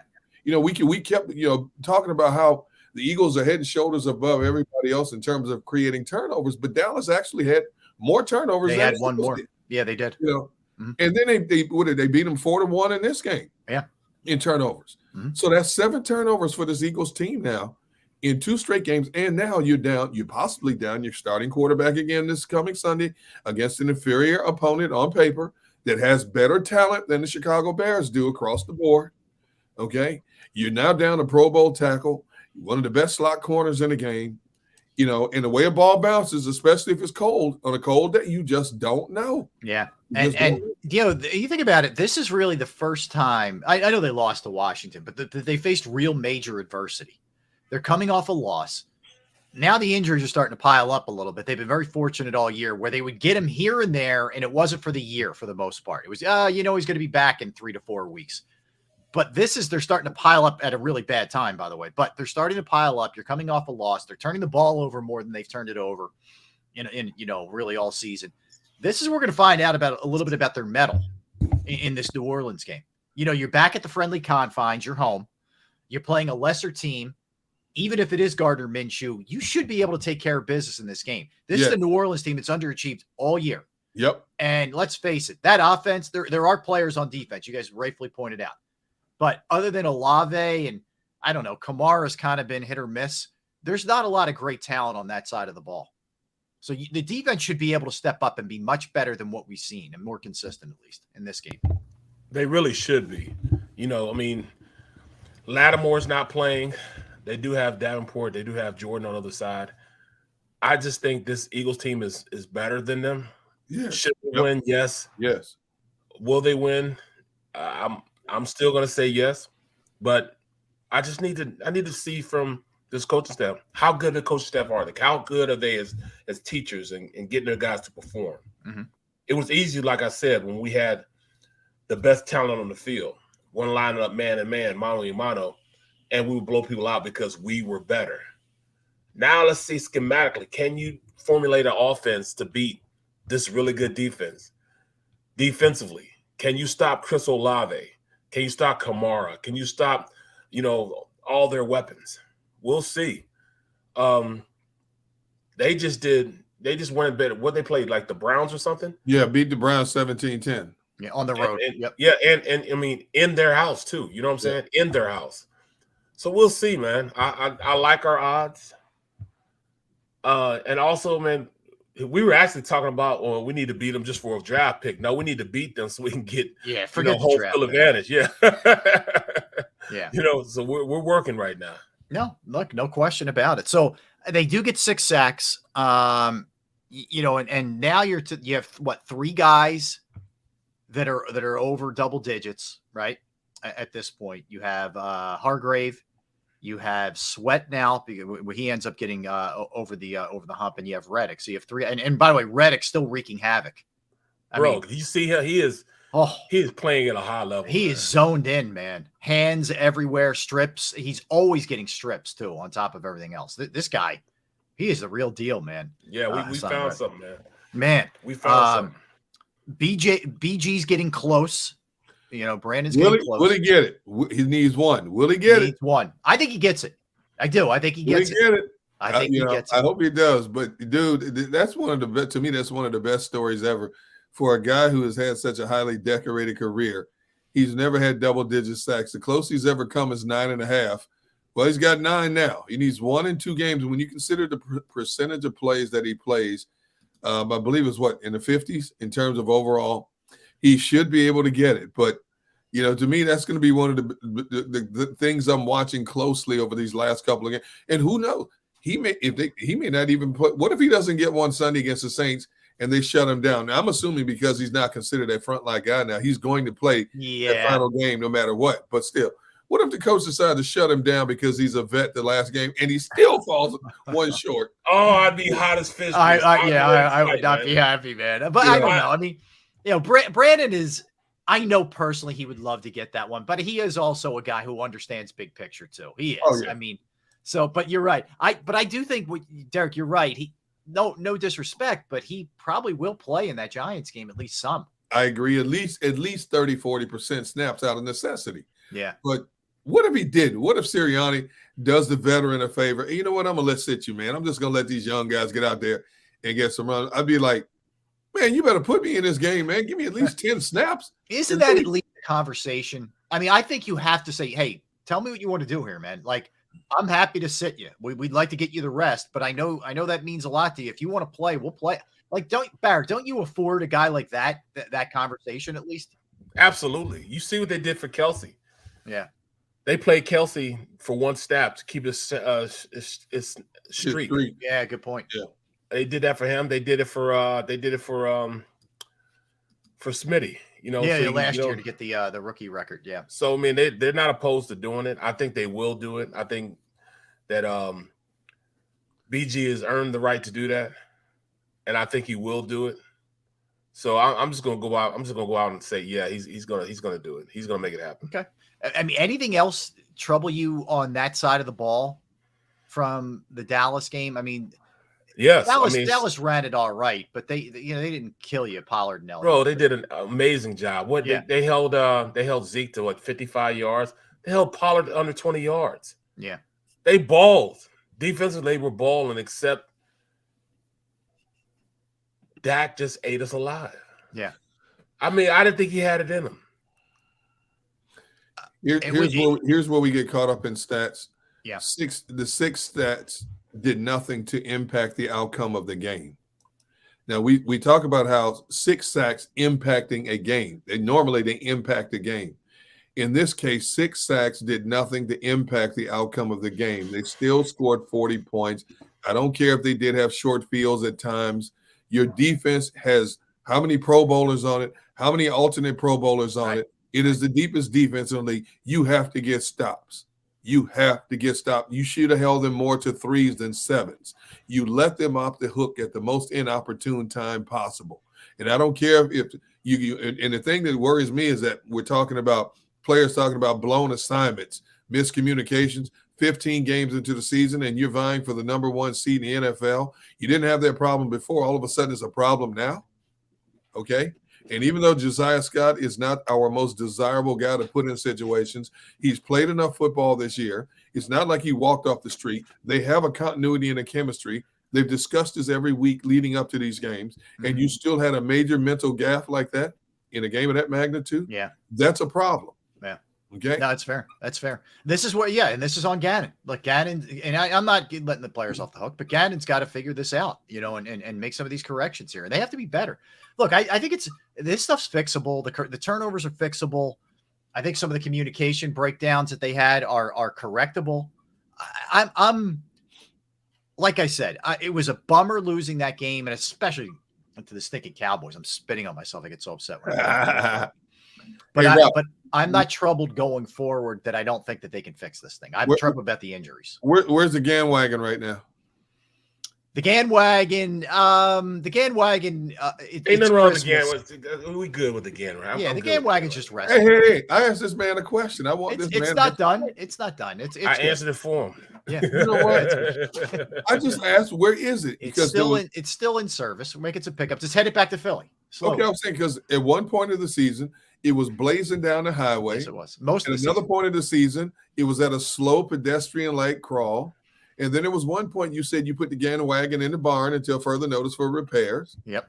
So I just want to know where. I don't think it's in need of repairs. I think we're just going to make sure that the tires are aligned and you don't need an oil change. We'll pop in real quick and be okay. Does it need to rotate the tires?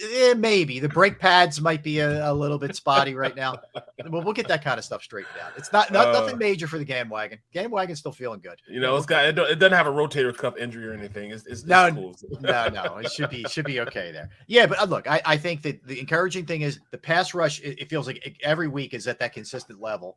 You know, where you're getting to the opposing team's quarterbacks, and I think that'll continue this week. Yeah, could you be more impact? Could you have more impactful linebacker play? Yeah, probably. I think that's fair. And there's communication issues in the secondary. They got to get that stuff straightened out.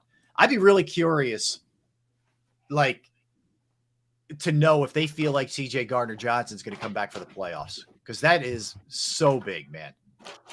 Well, there's some story out there that said there's a possibility he could come back this Sunday. I haven't seen that story yet, but I've been. He's eligible to come off the he's eligible to come off the IR. So I mean, why wouldn't he? Yeah. Why wouldn't he at this point? If that's the case, then it's all hands on deck. Oh, sure it is. All hands on deck. We still have something to finish, boys. We're in the driver's seat, but we haven't put the nail in the coffin yet. We got something to finish here. It's all hands on deck. Absolutely, Gunner. That's huge, man.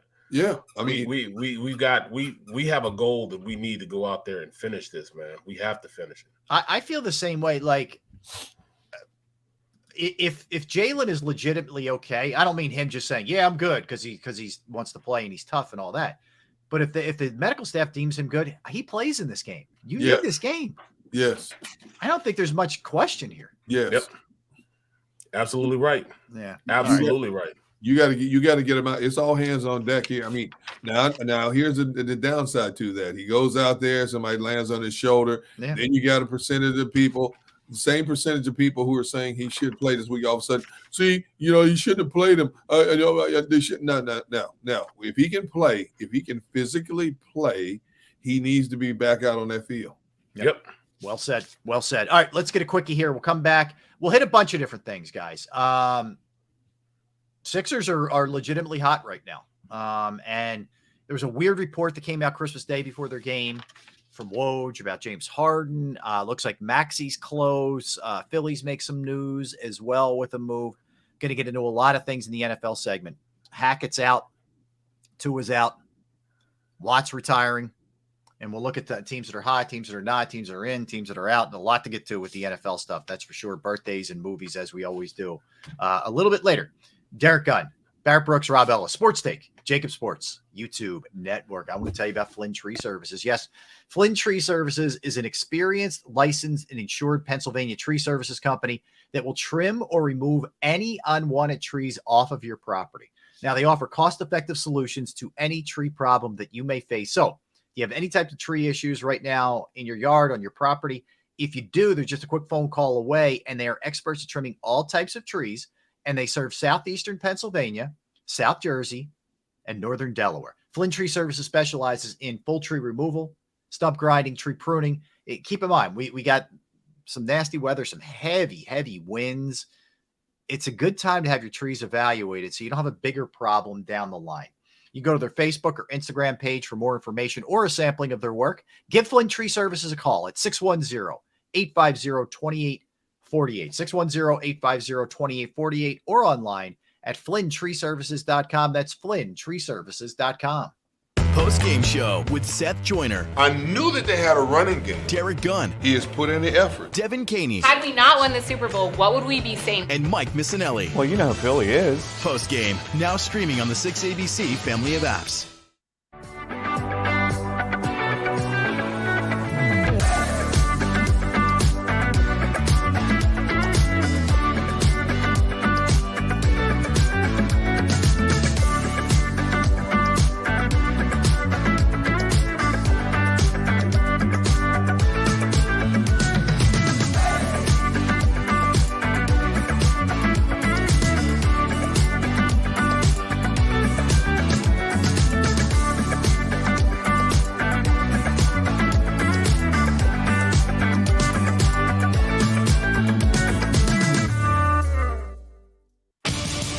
the greatest fans on earth. It's a bold statement, but would you expect anything less from Philadelphia?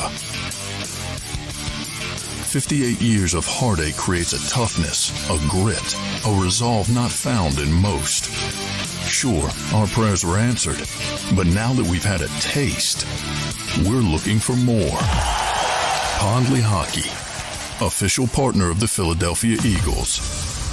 Number 1, Jeff D'Ambrosio. Destination Downingtown is rolling back prices for a December to remember. For a limited time, you can own, not lease, brand new 2023 Jeep Wranglers for only $30,995 or $339 per month. New Ram starting at only $30,995 or new Ram 1500 Bighorn Crew Cabs $189 per month. Zero down can deliver. Get the price you want, the selection you need, and the VIP treatment you deserve. Jeff D'Ambrosio, Destination Downingtown, Big Finish Sales Event. Did you know taxes could be your biggest expense during retirement? Are most of your assets in tax-deferred accounts like IRAs and 401ks? Taxes are historically low today, but we're facing significant headwinds in the future. Do you have a plan? The Thrive Financial team has more than 100 years of experience helping people across the Delaware Valley with forward-looking tax planning. Learn how to shift your money from forever tax to no or low tax accounts. Get your Thrive Retirement Tax Playbook today. Go for the beers, go for the cheers, go for the hit and the hits, go for the scene, go for the screens, go for the gallery, go for the win, go to Ocean.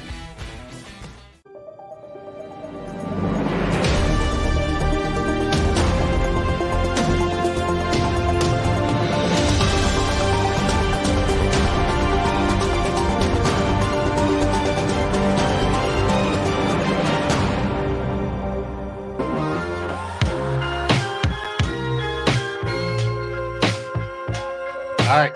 So you guys are saying, what is this? What is this thing that I'm holding? Is that a radar detector? Is that a radar detector? You sit on the side of the road clocking people? No, speeding? It's a massager. Oh, yes. Oh, yeah. That's what I'm talking about. Oh, my God. This thing is nice, man. You needed that in the worst way, didn't you? Oh, so bad. So bad. Dude, so it's got all kinds of attachments to it, man. Yes. You can see I could get it going really, really fast. You can hear that. Pick it up on the mic. Yeah, nice. Man. Hey, last Christmas, Christmas of 2021, my daughter Tina bought me a massager, and it's like that, but it's a longer handle and it has like 6 different size round balls. Yes, you attach to it, and they tell you don't put it directly on your spine. You know, put it to the opposites, to either side of the spine. Let me tell you something, and it has like 6 or 7 different levels. Yes, dude, let me tell you something. Oh my! It's awesome, dude. Especially, I use it on my knee, around my kneecaps a lot too. Yep. Oh, hey Rob, let me tell you something, man. Some days I just sit there like this. I know. Like I'm ready to go to sleep after I do it. Like I'm telling you, man, it's awesome. It is awesome. See, and you had Duck. See, Duck had to take it to a whole nother lower level. Tell me that's also a vibrator. Come on, Duck. Come on, man. Bring it out of the gutter, bro. Ain't somebody. You just knew somebody was going to do that, man. Somebody's going to take it to a whole nother level. I know. So I try to be nice. I try to just show the people what a nice gift I got, and it has to turn into that. But that's okay. I get it. Did you guys get everything you wanted for Christmas? Yeah, Barrett, what'd you get? Yeah. What was it? What was the biggie? The biggie? Yeah, the biggie was, or your favorite, whatever. Whatever. Well, of course, you know we're trying to buy this property and everything, right? Yeah. So. My son, I co-signed on him a car. Yeah. Like 4 years ago. And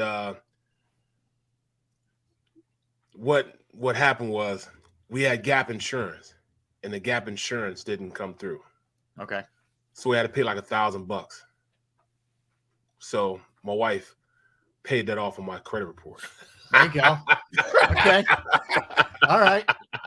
Yep, not a shiny new bike, but it's an adult thing that's good. Yeah, but I got all kind of cologne and right. Shirts and stuff. You're like smelling that. Smelling good. Yeah, but I mean that was the huge one right there. All right, like it. How about you, Gunner? What was yours? The big one was my daughter Tina got me, and Alex, my son-in-law, got me speakers, waterproof Bluetooth speakers that I can mount on the awning outside of my pergola underneath. So when I'm out in the yard working, turn this bad boy on all across the yard. I'm gonna be jamming all summer. That's awesome. Yeah, dude, I'm going Motown, old Michael Drifted Jackson. on a memory. Look, let me tell you, I'm gonna get some Otis Redding, Dock of the Bay, James Brown's greatest hit. You know, hey, dude, I'm gonna be blasted. Mom had a whole neighborhood jumping this summer. I like that, man. Okay, good. Yeah, that's awesome. So we all got, well, none of us got coal, so it's a miracle. Despite how bad we are, none of us got coal. There was a few things I wanted that I thought I was going to get because, like I told you guys, my wife starts this in late October. Okay, I want everybody's Christmas wish list now. So I shocked the world. I put 4 things on my Christmas wish list in October. Everybody's like, "Wow, Dad's first. Normally I'm last. I don't give it till like early December." Yeah, I got the only thing I got from that list were the speakers. I thought I was going to get. What I really wanted was a new hedge trimmer with the lithium batteries and a new edger, edge around the fences and stuff. The company called Echo ECO. I use a lot of their products, really good. Get it at Lowe's. I just knew I was getting one of those 2 things, and I was like, I mean, it's Christmas, and I don't mean to throw it down, but did somebody not look at the list? I mean, Derek, what? You just don't do things like that, man. I didn't say it. I didn't say it. I was thinking it. I never said it. Well, you just did. No, now they all heard it. Look, no, they not. Man, they ain't thinking about me right now. I did get another. My wife got me another Movado watch. Big money. What a Movado? Love that, man. They're good watches. They're expensive watches. Yeah. Don't even ask me. Expensive watch. I'm not even going to tell you how many total I have now. So. All right. I look at you, man, all blinged out. I like it. Jeez. So what else you get? What'd you get, Rob? I got that. I got my massager. I got what else did I get? The other thing, and related to this, I got one of those foam memory pillows, man. And it's got like the coolant in it. Yes. Oh, bro, you got hooked up, man. I know. You got hooked up, man. I know. You the really neck's got feeling hooked good. I'm good to go. I was a mess the last couple of weeks, man. That was the other thing they kept saying. When I was like unwrapping this stuff, we're like, we know your neck hurts. All right, enough. Like, yeah. So here's the funny thing. So now the 2 older grandkids, Luke is 7 and Cruz is 4. So their moms take them out to shop for all of us, little gifts, take them to Target and stuff like this. Yeah. So Luke got me this. I'm going to wear it this week, a long sleeve T-shirt with it says Marvel across it, all the Marvel superhero caricatures on it, which is really cool. That's awesome. The one thing Cruz got for Josh that I wanted, and my other son-in-law Josh, I told him I'm going to steal it from him. Cruz gets Josh this big Nerf gun, about like this. Yeah. It has like 20 or 30 of those little darts that you rubber. I was like, but I wanted that. Yeah, you have to wait your turn to play with that. That's for sure. I'm gonna tell you right now, I'd have been walking around the house shooting Cruz, shooting Alex, shooting my son Jordan. I'd have been shooting at the dog. grandkid. You let the grandkids shoot you, man. You can't shoot the grandkids. Well, I would let them have it shoot me as well, but I'm saying I'd have been shooting at the dogs and stuff. They did little styrofoam stuff. Can't hurt anything. But my wife was like, "Really? Like you need a toy? Really?" Here's the one thing I said I was gonna buy, and then my son-in-law Josh talked me out of it. I was about to go out and buy the day after Christmas a Rock'em Sock'em robot. I haven't had one of those things in forever. And then Josh said, "Don't do it." He said, "They don't make them the same way anymore." I said, "What do you mean?" He goes, "They're really cheap how they make them now. They don't make them like they used to." I'm like, "Really?" Yeah, I've heard that too.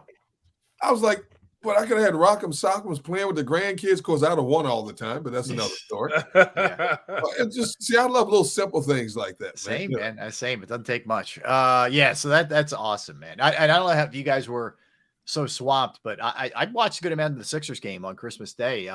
Good game. The Knicks got up early, and then the Sixers came back and ended up winning it. They've won 8 in a row. They went on they did a great job on their homestand. They won 7 in a row on the homestand, including a comeback win on Friday against the Clippers, where they were down 21, I think, in the game. And then they won again on Sunday. And I'll tell you, he's had a monster month of December. Joel Embiid's numbers in September or December, are phenomenal. Now, I'm not throwing the MVP thing out there because I think the Joker is on pace to be the MVP. What he's doing at night in and night out is insane. Yes. But Embiid's been awesome. Harden's playing very well as a distributor first. really a point guard. Tobias Harris has had a nice year for them, and they're getting Maxey back. I think there's a lot to be encouraged about with the Sixers right now. You know, they're starting to creep up that ladder, getting closer to Milwaukee and Boston record-wise. You know, and again, people are saying, well, that's because they're beating up on the weak sisters in the NBA right now. Let's see what they do against the heavyweights. So, hey, look, you know what? You got to win those games too. So what? You got to win those games. Because if you don't win the games, we're screaming about this team sucks. They can't beat Charlotte. They can't be. You got to win those games to get to where you want to go. You still got to win them. And then let's see what happens when you're gonna see Milwaukee and Boston soon enough. Worry about that when the time comes. Well, you also want to build some equity for when you start having the tough stretches in the schedule. Yes. Yes. Well, see, the only thing when Maxey comes back, that means Melton won't be playing anymore, and he's been like a little spark plug for us, man. You know, he's been playing well enough that I think he should get more reps. Him and Shake should get more reps. Yeah, he's been excellent. I've been having this ongoing debate with my son. He wants to bring Maxey off the bench and keep Melton in the starting lineup because of his defense and just because he kind of fits better with these guys, Harden and Embiid. He feels like he does. Yeah, he'd rather have that just lightning strike off the bench with Maxey. And it's not crazy, but I don't know if he'll do that. Okay, let me ask you guys both this: who would you rather have in the starting lineup, Melton or Maxey? Which means who's getting more significant minutes? See, that's the problem. I would say Harden. No, Maxey or Melton. And I'm saying Harden. I would, you know what? I got to go Maxey ultimately. I do ultimately. But I like what this has looked like with Melton. Melton was a great pickup. He does a lot of things. He can hit a three. He can drive it. He's a good passer. He's a good shooter. And he's a really good defender, man. He's just a good all-around basketball player. And they're getting, Niang continues to be really good off the bench. He is, man. I got to take that back, man. That old man games, he's shooting threes. He's making it happen, bro. Yeah, and he's tough too. And he's that dude that the other team hates. Yep. He's, like PJ Tucker's got some of that in him, but he is not afraid to get under the other team's skin. Well, I was thinking about that, man. I mean, I think the starting lineup should be Maxey, Milton, and then you take Tobias out, and then you put Harden in there, and you take PJ Tucker out. Yeah. You're small, but yeah, I hear you. Well, you're still small with PJ Tucker there. Yeah, he's on 6'5", 6'6". Yeah, he's undersized. Yeah, so I mean, so imagine that Joel Embiid playing the 5, Tobias Harris playing the 4. You put Harden's going to stay the point. You got Maxey the 3, and then you have Melton the 2. I think that could work. Yeah, I mean the 3. I'm sorry, the 3. Yeah, I think it could work. Yeah, I do. I think that it's going to be a bit of a feeling out process. So when Maxey first comes back, his minutes are going to be limited. I think they do bring him off the bench, but what happens in 3 weeks is going to be interesting to see what it looks like. So where they are right now, if you're looking at the and I'm going to get to the Harden thing in a second, but they're the 5 seed right now are the Sixers, and the Cavs are just essentially a half game ahead of them. Brooklyn's been really hot. Brooklyn's won 9 in a row. So the Sixers and the Nets are the 2 hottest teams, really in basketball, but especially in the Eastern Conference. Yeah. But you still have Boston on top, and you still have Milwaukee, then Brooklyn, then Cleveland, and the Sixers. So the Sixers have made a little headway here, kind of moving up and doing a nice job. They really have done a nice job here. I give them a lot of props, considering the way it started, to what it looks like now. Keep rolling. Keep it rolling. All right, so this was weird. So Christmas Day, Woj comes out. Adrian Wojnarowski from ESPN comes out with a Woj bomb that says that, James Harden would be open to going back to Houston if he ends up opting out of his contract after this season. And I'm thinking, first of all, is this like Harden and his people felt the need to do this on Christmas Day? Because clearly that's what this is. Leak this out to try to start the ball rolling from a leverage standpoint to get the Sixers to raise their deal. Like, I don't. And by the way, you want to go back to Houston and play with a bunch of kids who aren't ready yet and get your head kicked in the West? That's how you want to close your career? That's called that's great by him understanding the layout of how his career is going to go. You know what I'm saying? He understands he no longer wanted here. So why not generate a little bit of want somewhere else? Man. You know what I mean? Like we really don't need him, want him here, and I think that's the biggest thing. You don't think fans want him here? I don't think so. I think this fan base is kind of done with Harden. I think they're willing to give him the benefit of the doubt, or him a little bit right now. I think it's up in the air right now with him. If it looks like it looked last year, then they're going to be saying, get out of here. But right now, I think they're somewhat open-minded. I do a little bit. I just, does this game equate to what the new NBA is doing right now?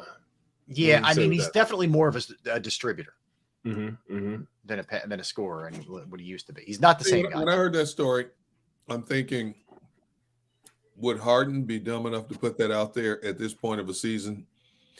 Would it be his agent looking to leverage, or could it be somebody close in the Harden circle who has a relationship with somebody in the media who let that slip out as well? Mm-hmm.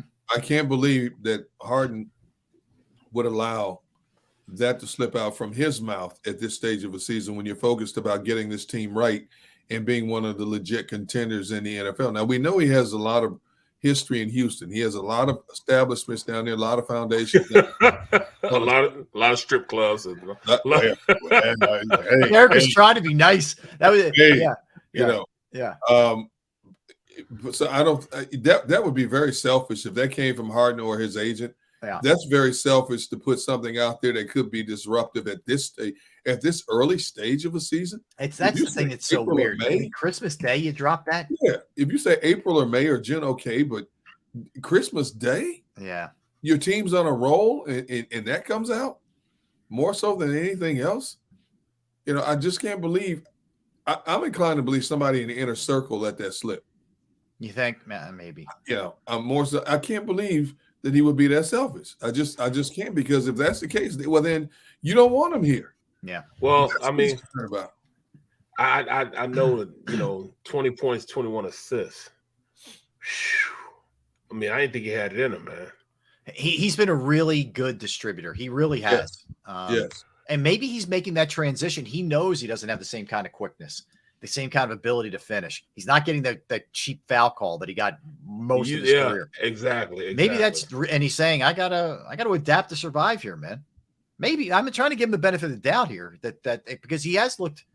I think he's done a nice job for them this season.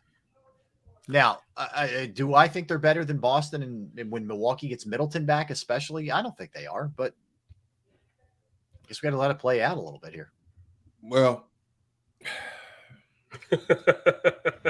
I don't know how to read that one, because and everything I say is speculation. Obviously, I just cannot believe that you would be that selfish to let that slip on Christmas Day. Yeah, you're not even halfway through the season yet, and you're worried about that more so than you are helping your team pick themselves up and get better. Yeah.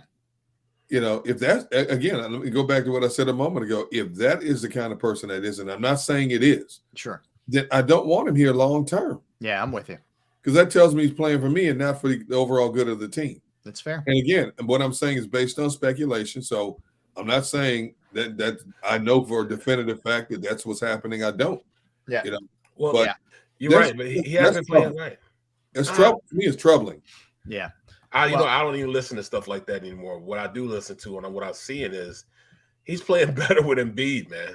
Yes. He's playing a lot better with Embiid. I'm just saying the pace of the game.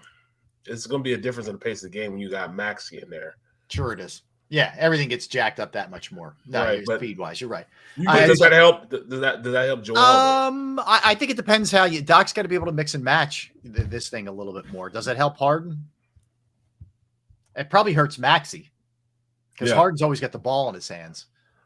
So that's where we may see Maxey take a little while to get back, and it may just hurt his development a little bit. Somebody in the stream asked me how's the Nets are hot, but asked us how's Ben Simmons doing? He's not doing much. He's averaging 8 points, 6.8 rebounds, 6.2 assists, 1.4 steals, which is a good number, but he's shooting 46.2 from the free throw line, which is horrendous. Oh, jeez. And he shoots a high percentage from the floor, 61%, in large part because he won't go anywhere outside of the lane, for what it's worth. So, he's playing but you're talking about a guy who's making what, 30-something million a year? You can't even get double digits out of him? Hey, he's a lead assist guy, though. Yeah. You paying Saks Fifth Avenue prices for Kmart results. Yeah, right. And look, this has been their success has been really on the heels of, Durant and Kyrie playing extremely well, which is, what you would expect, but that's what it's been. Oh, it's not. I mean, we're not even talking about how those two are playing right now. Jeez Louise, man. Yeah. Kyrie, man, he's so special, bro. He's just so special, but he can't do it consistently every night because we don't know what he's going to be thinking every night. Yeah. You don't know if he's going to play every night, depending on what day of the week it is, what month, what is it, a vaccinated state, non-vaccinated state? I mean, you don't know what the heck, you don't know what's going on with that dude. Do you really want that head case in your locker room? Yeah, I wouldn't. Phenomenal talent, but I don't want him in my locker room. All right, let's jump over to the Phillies. They signed Craig Kimbrell, which he's been a long time. He's been around a while. He's been a dominant closer in his career. I don't think that they brought him in. It was a 1-year, $10 million deal. I don't think they brought him in with the intent that it was his job to be the closer. I think they're going to mix and match like they have. I think they're going to keep using Sir Anthony and Alvarado, and you can throw Brogdon in there in late inning situations, and now you throw Kimbrell into the mix. It could be, one of these deals where he comes in the 8th if the matchups lend themselves out, or he could close it on occasion. But I think it's a good signing. He's not the same guy, but he's still, I think, worth a $10 million, shot for 1 year. I'll take it. Depending on how he's utilized, is he a spot pitcher? Is he long relief? No, I don't think long. I think high leverage still, probably. So he's a situational pitcher, even in closing situations. Okay. Is 12 million a lot? Was it 12 million for 1 year? I think it was 10, 10 million for 1 year? Yeah. I mean, it's what you paid Robertson, right? Right. Yeah. Well, the original time. Yeah. Mm-hmm. I mean, let's face it. We all said that they needed to bulk up the pitching staff. I think they've done that. Adding Kimbrell, I think, is another addition to that based on how you're going to utilize him. I can't, they're shelling out a lot of money, this offseason. They really obviously are. Because they feel they're that close as a team to winning it all. And you do what you can to make the product better. Kimbrell can make the product better. To what degree? We all thought Robertson was going to make the product better, and of course he tailed off at one point down the stretch, which came back and bit him. But you can't handle every big name out there. You've got to get some middle of the road guys who hopefully can fill in. I mean, this guy's it's not like he's a rookie. He's been around the block a few times. He's pitched in big moments. Mm-hmm. I mean, big moments. Unlike the Pirates going out signing a 43-year-old pitcher. Rich Hill. What in the world was that? And he gave him $8 million for a team that doesn't pay anybody. That's a weird move. I don't get that. 43 years old, $8 million for 1 year. He's not a closer. I don't know. I don't know what he is at 43. I mean, the dude ain't Nolan Ryan. I mean, if you sign Nolan Ryan, that's different. It's a weird signing from an organization that doesn't usually get involved in that kind of stuff, man. Well, guys, I don't know much about Kimbrell, so that's why I'm quiet, man. That's all right. That's all right. No, look, I'll give you just real quick. He was probably the premier closer in baseball back in the day. He's not the same guy, by any stretch. 3.75 ERA last year. A guy who, really sort of lost the role when he was with the Dodgers last season. But you bring him in here on what I know it sounds like a lot. In life, it's a lot, but in baseball, that's not, really any kind of albatross kind of contract. So he's 34 years old. He'll pitch at 35 next year. And if you look at his ERA last year, all in all, he's been solid. He's sort of a solid guy. 3.75. Right. He had a bad year in 21, but before that, if you go back to the early part, he closed out 21 with like a 5 ERA. In 20, he wasn't. He's a solid reliever at this point. He had 22 saves last year. Still pretty good, but not by any stretch who you thought he was going to be. Right.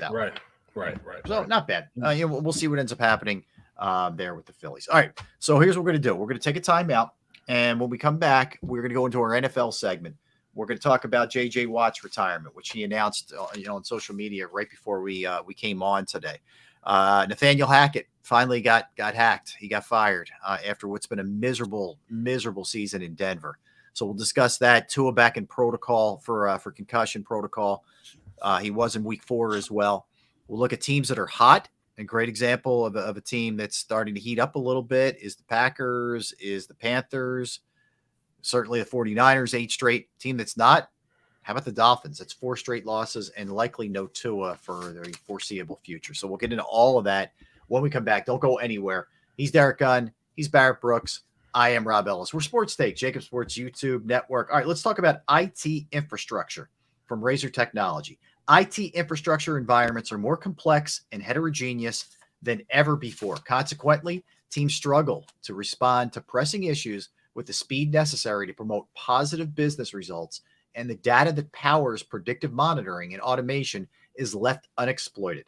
Razor Technology addresses their challenge with a holistic approach that connects every part of an organization's technology assets, enabling proactive and secure IT operations without sacrificing the agility that drives innovation. Razor Technology automates monitoring and management to bolster IT teams that are feeling stretched thin. And it improves auditing and reporting procedures so that actionable insights find their way to the leaders that need them most. Save time and money on your IT and cloud services and secure your organization with leading end-to-end infrastructure solutions by calling Razor Tech today at 866-797-3282, 866-797-3282, or visit them online at razor-tech.com. That's razor-tech.com. Post-game show with Seth Joyner. I knew that they had a running game. Derek Gunn. He has put in the effort. Devin Caney. Had we not won the Super Bowl, what would we be saying? And Mike Missinelli. Well, you know who Philly is. Post-game, now streaming on the 6ABC family of apps.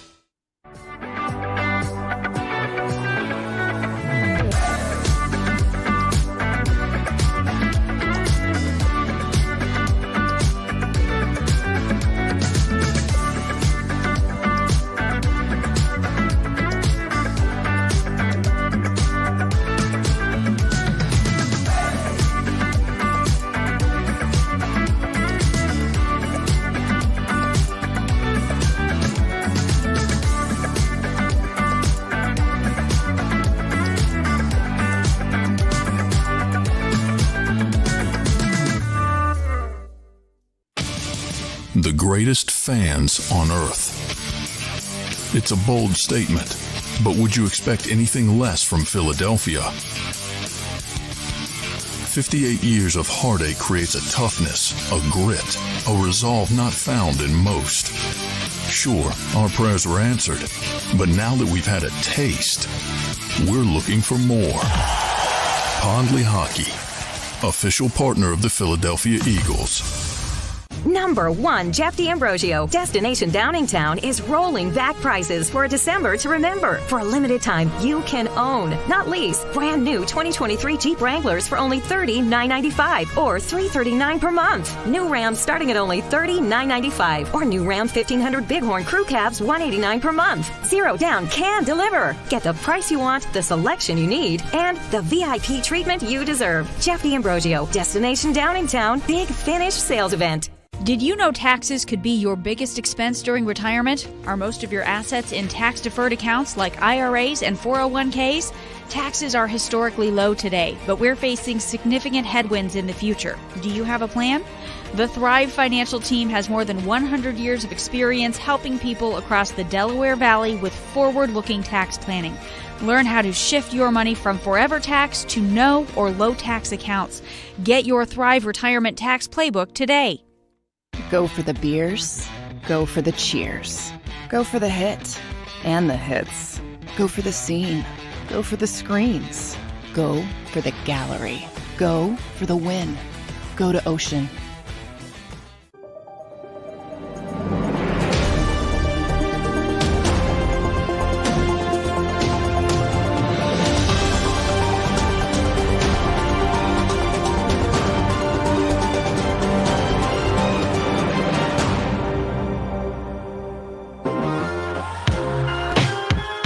What's up, everybody? Thanks for hanging with us. Great to be back with you on this Tuesday. Yeah, this is wild, man. What's up, Gunnar? I'm still on here looking at Darius Slay's responses to people about the play, and Casey Hayward gets on and says, "Man, why are you on here jaw-jacking with these people and they don't know what's called?" And he finally says, "Yeah, I'm going to go enjoy my Christmas." But why is he even trying to defend himself on that? I mean, you know what? It happened. It's over. You got to move on. You still got a much bigger picture in front of you, man. Yeah. And I think people are jaw-jacking with him because he's so vocal on Twitter and so many different things. Yep. But you don't have to get out there and defend yourself, man. It is what it is. We saw you see it a different way than we do. You know what was called. We don't. Yeah. I mean, look, it's part of what we like about him is he's an outspoken guy. He's a confident dude. He's got swag. You know, you love all that kind of stuff. And that's awesome. But when something like this happens, like there's an insecurity there that you feel the need to defend yourself to anybody on social media. It's like, dude, like, come on, man. And the thing is, you know, it's not just you, like whatever you're doing, like clearing your name, but you're also throwing your teammate under the bus. And he's a kid who's, you know, overmatched right now. You're not helping your team by doing that. And it's not about you, man. It's about the Eagles. And I'm sure there was a conversation had, whether it was with one of the vets like BG or somebody else. I don't know with him, but I hope somebody talked to him and said, dude, just dial it back, man. You know, we're going to lose games sometimes. Stuff's going to happen, but there's no need for that kind of stuff. Unfortunately, I don't know if you can shut Slay down, to be honest. I mean, I don't know. I don't know if there's anybody in that organization that can really shut him down. I mean, there's one guy we know who would talk to him, you know, Big Dom, but I don't even know if that'll work, to be honest. I mean, I think he's just a guy who's going to be him no matter what. And there's a part of me that wonder if he enjoys going jaw-jacking back and forth with people, whether it's good or bad, you know. Yeah. But to engage at this depth about what happened or what didn't happen, who's to blame, who's not to blame. I mean, wow. Yeah. I didn't expect that. I really did. He came out. I did. Yeah. Why? Because it's just been the norm since he's been here. Really? He's always been vocal in that stuff. He's gotten players here doing that also. So I mean, that's just how he plays the game. He plays the game with his feelings on his sleeve, man. You know, and that's just who Darius Slay is. You gotta take the good with the bad, the right with the wrong. You know, I mean, you're gonna get that sometimes. Sometimes you get the bear, sometimes the bear gets you. And the bear got him that time. Well, and he feels as though, no, that's not the case. I played well enough. We should have won. And sometimes, you know, eyes would get you in trouble. Yeah, I mean, the best way to handle that, and it would have died, is, hey, we had a breakdown. Not I, not me, not he, not she, not yet. We had a breakdown at the most inopportune time. You know, we'll go back and look at the film and correct the problem. That's the easiest way to answer that question. You've been around the block long enough to know that. Yep. You know, when you start turning heads like this and looking this way, hey, that opens up a whole lot of speculation that's going to carry on for days, man. And people feed all that because they got you. People feel they got you right where they want you now. You all, how they say, you're all in your feelings now. So they got you right where you want them, man. Just go out there and ball out the next game. You still got more games to play. And by the way, and nobody's blaming him for that 3rd and 30, but you got to play better, period. He didn't play well either. So don't be pointing fingers when you didn't play well also. So, you know, he hasn't had an interception since week 6 against Dallas. Right. Exactly. Think about that. Yeah. There's a lot to it. There's a lot to it, man, for sure. All right, so a couple of things. Let's get to it. We mentioned it off the top, and we talked to Rich Gannon. If you missed our interview with Rich Gannon, we had him on very early in the program. You go to JAKIBsports.com or JAKIB Sports YouTube channel. But J.J. Watt announced that this will be his last season. So he's got, 2 games left. Pretty cool the way he did it. He tweeted out, you can follow him at J.J. Watt. Koa, who is his newborn son, right? I think. I think. He said it's Koa's first NFL game ever, and he was talking about the Sunday night game, and Sunday night, and then he said Koa's first game ever, my last game ever. My heart is filled with nothing but love and gratitude. It's been an absolute honor and pleasure. And he shows a picture with him and his wife. His wife's a professional soccer player, I believe, for the Chicago franchise. But a picture of his wife and with the little baby, and then I guess it's with his parents. I'm not sure, but you know, a classy way to do it. And a guy who really went above and beyond off the field too. I mentioned 41 million raised. during his career for hurricane relief in the Houston area when they got hit so hard with that when he was still playing there before he moved over to Arizona. But, this guy's an amazing player. He was the 11th overall pick in the 2011 draft. He's got 111 and a half sacks. That's 26th best right now. Yeah, 26th best right now. But, just all kinds of – he did so many different things. 28 games with at least 2 sacks, 5 more than anyone else since 2011. 33 years old. Just incredible stats. But also, when you watched him play, he was dominant when he was healthy. He was dominant. He was only the 3rd player to win Defensive Player of the Year 3 times in his career, along with Aaron Donald and Lawrence Taylor. I think he's a sure first ballot Hall of Famer. There's no question about it. I agree. Yeah, no despite the injuries. Yep. Yeah. And I wonder how much the health scare led him to this decision as well. You had the health scare earlier in this year. Oh, right. Yeah, it's hard. Yep. Yeah. I wonder how much that factored into him walking away. I mean, he's got 2 more games left in his career. 2 more road games in his career. And I wonder to what degree if that factored into him making this decision, because, I feel he could play another year or 2 easily the way he plays. Obviously he's had multiple back issues and other things, but, he's still a beast on the field. That dude can still get off the ball with the best of them. Yeah, maybe it's a combination of injuries and the Cardinals team's going nowhere, and he knows it, and he just, doesn't want to keep putting his body through it. I don't fault the guy, So he hangs it up. Nathaniel Hackett, frankly, guys, I'm honestly surprised it lasted this long. He got fired after another pitiful performance from the Broncos. Baker Mayfield lit them up, and Russell Wilson continues to look bad. And it's just been a nightmare. The guy looks overmatched. I'm sure he was a really good coordinator in Green Bay and his other stops where he was a coach, but he just doesn't look like he's head coaching material, or at least he didn't look like it from his first year. No, that falls into the category of some coaches are better at position coaches than they are running the whole show. Yep. The fact that he couldn't get more out of Russell Wilson with those receivers, they had a good defense. So, I'm putting this on the offense. The offense has really let that team down. When you have the collection of pass catchers they have, and they put up those kind of paltry numbers, that's embarrassing for that organization. Mm-hmm. You're not going to fire the quarterback. You owe him too much guaranteed money. So who's next on the chopping block? The head coach. And this thing never got better. You kept waiting and you kept waiting to see it get better, more fluid. And it's been jagged from start to finish. And Russell Wilson, I don't know how much of this is on Russell. I don't know if it's an offense that's just not conducive to a style of play. But whatever the case may be, and we talked about this all season, Rob, that we always felt that Hackett was going to be the first one on the chopping block. Of course, it ended up being Frank Reich. Right. We all felt at this stage Hackett would be the first in the chopping block. Lo and behold, here it is. 2 games left in the season. Now he's a man on the outside looking in. But I will say this. If you're going to get fired, it sure is nice to be sitting in front of a warm fire knowing you got a 7-figure income coming in. Yeah. You're right about that. Well, think about it. So they're worst in the league in scoring at 15.5. The teams that are ahead, these are the teams ahead of them, the Texans and the Colts. Texans are averaging 16.9 and the Colts are 17.5. And you saw that putrid Colts offense last night.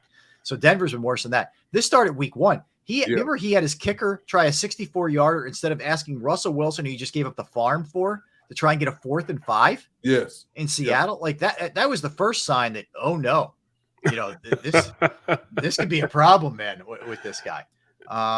But it's the first time a coach who is a non-interim coach has been bounced, during his first year with that organization. So, hey, remember that stat I gave you guys a few weeks ago when the teams were notified that over $800 million has been laid out to coaches and executives who were fired? Add Nathaniel Hackett to that list. Yeah. Right. That number's going up significantly now. And there's going to be more coaches fired after this. For sure. Well, so, all right, let's dive into that then for a minute here. All right. So he's out. We know that Matt Rule's already been bounced in Carolina. Frank Reich. Frank Reich. Right. Good point. I think that I think everybody else is probably safe in the AFC. I mean, I think Stefanski's back. Okay. Yeah. Oh, you meant the AFC. Okay. AFC, sorry. I think Stefanski's back. They can't keep bouncing coaches in Houston. Give me a break. I mean, Lovey's got to be safe. You think? I think so. I do think Lovey's safe. I think, who might be in a little bit of trouble? Vrabel might be in some trouble. Whoa. They have collapsed. But he's lost his quarterback, too. That's a big loss. But they were long in the midst of this mess before, Tannehill went down for good. Yeah. All right, maybe. I think that one's on the fence. That you go either way on that one. I think Josh McDaniels probably comes back, but that's not 100%. It's not. Nope. Yeah. I think everybody's safe in the NFC East. I think everybody's safe in the NFC North. What about? I agree. Go ahead, Barrett. You think maybe McCarthy's not safe if Dallas gets bounced early? Is that were you going to say in the East? I think Rivera's back and Dable's definitely back, and so Sirianni. I think the only surefire one gone is Kingsbury in Arizona. That's a lock. That's 100% lock. That and in Seattle, if he goes in and retires, if he wants to retire, yeah. Which way I haven't heard any sign that he does. Maybe he'll surprise people, but I haven't heard anything that he wants to. Well, what are you guys looking at the Rams? I think he just won a Super Bowl last year. I think he's safe. McVay ain't going anywhere. Yeah, he's safe. But that's probably who's. I'll tell you the other thing in Carolina. Steve Wilkes might save his job. He might. He just might. If they win that putrid division. Yeah. Because I believe Tampa has to play them one more time, if I'm not mistaken. They do the last game. The last game. That's going to be a huge game. It is. Yeah. Huge. Because it might dictate the winner of the diviin. I mean, 100%. They play Carolina this Sunday. I'm sorry. It's this week. It's at Carolina. So that's a big 1:00 game right there. Wait. I'm looking at the schedule here. Carolina's at Tampa, and then they go to New Orleans. Yep. That's huge. Yeah, that's big, man, because New Orleans isn't technically eliminated either. Right. No, they're not. Because they've won 2 in a row. No, they're still in there. Yeah, they're not dead. Those two teams. We're getting their best. Right, exactly. But my thing is, even if he sneaks it, let's say Carolina wins out, they're 8-9 and win the division. I think you really have to give some strong consideration to bringing Wilkes back. I believe so. If they finish 8-9 and win that division, yeah. Considering where it was with Rule, he's done a really good job stabilizing that thing together. And then they go back to Darnold, who's played a lot better. Yeah. Yep. I can't figure that one out. Yep. Me neither, man. Me neither. All right. So that's that. So, all right. So let's look at where things are here.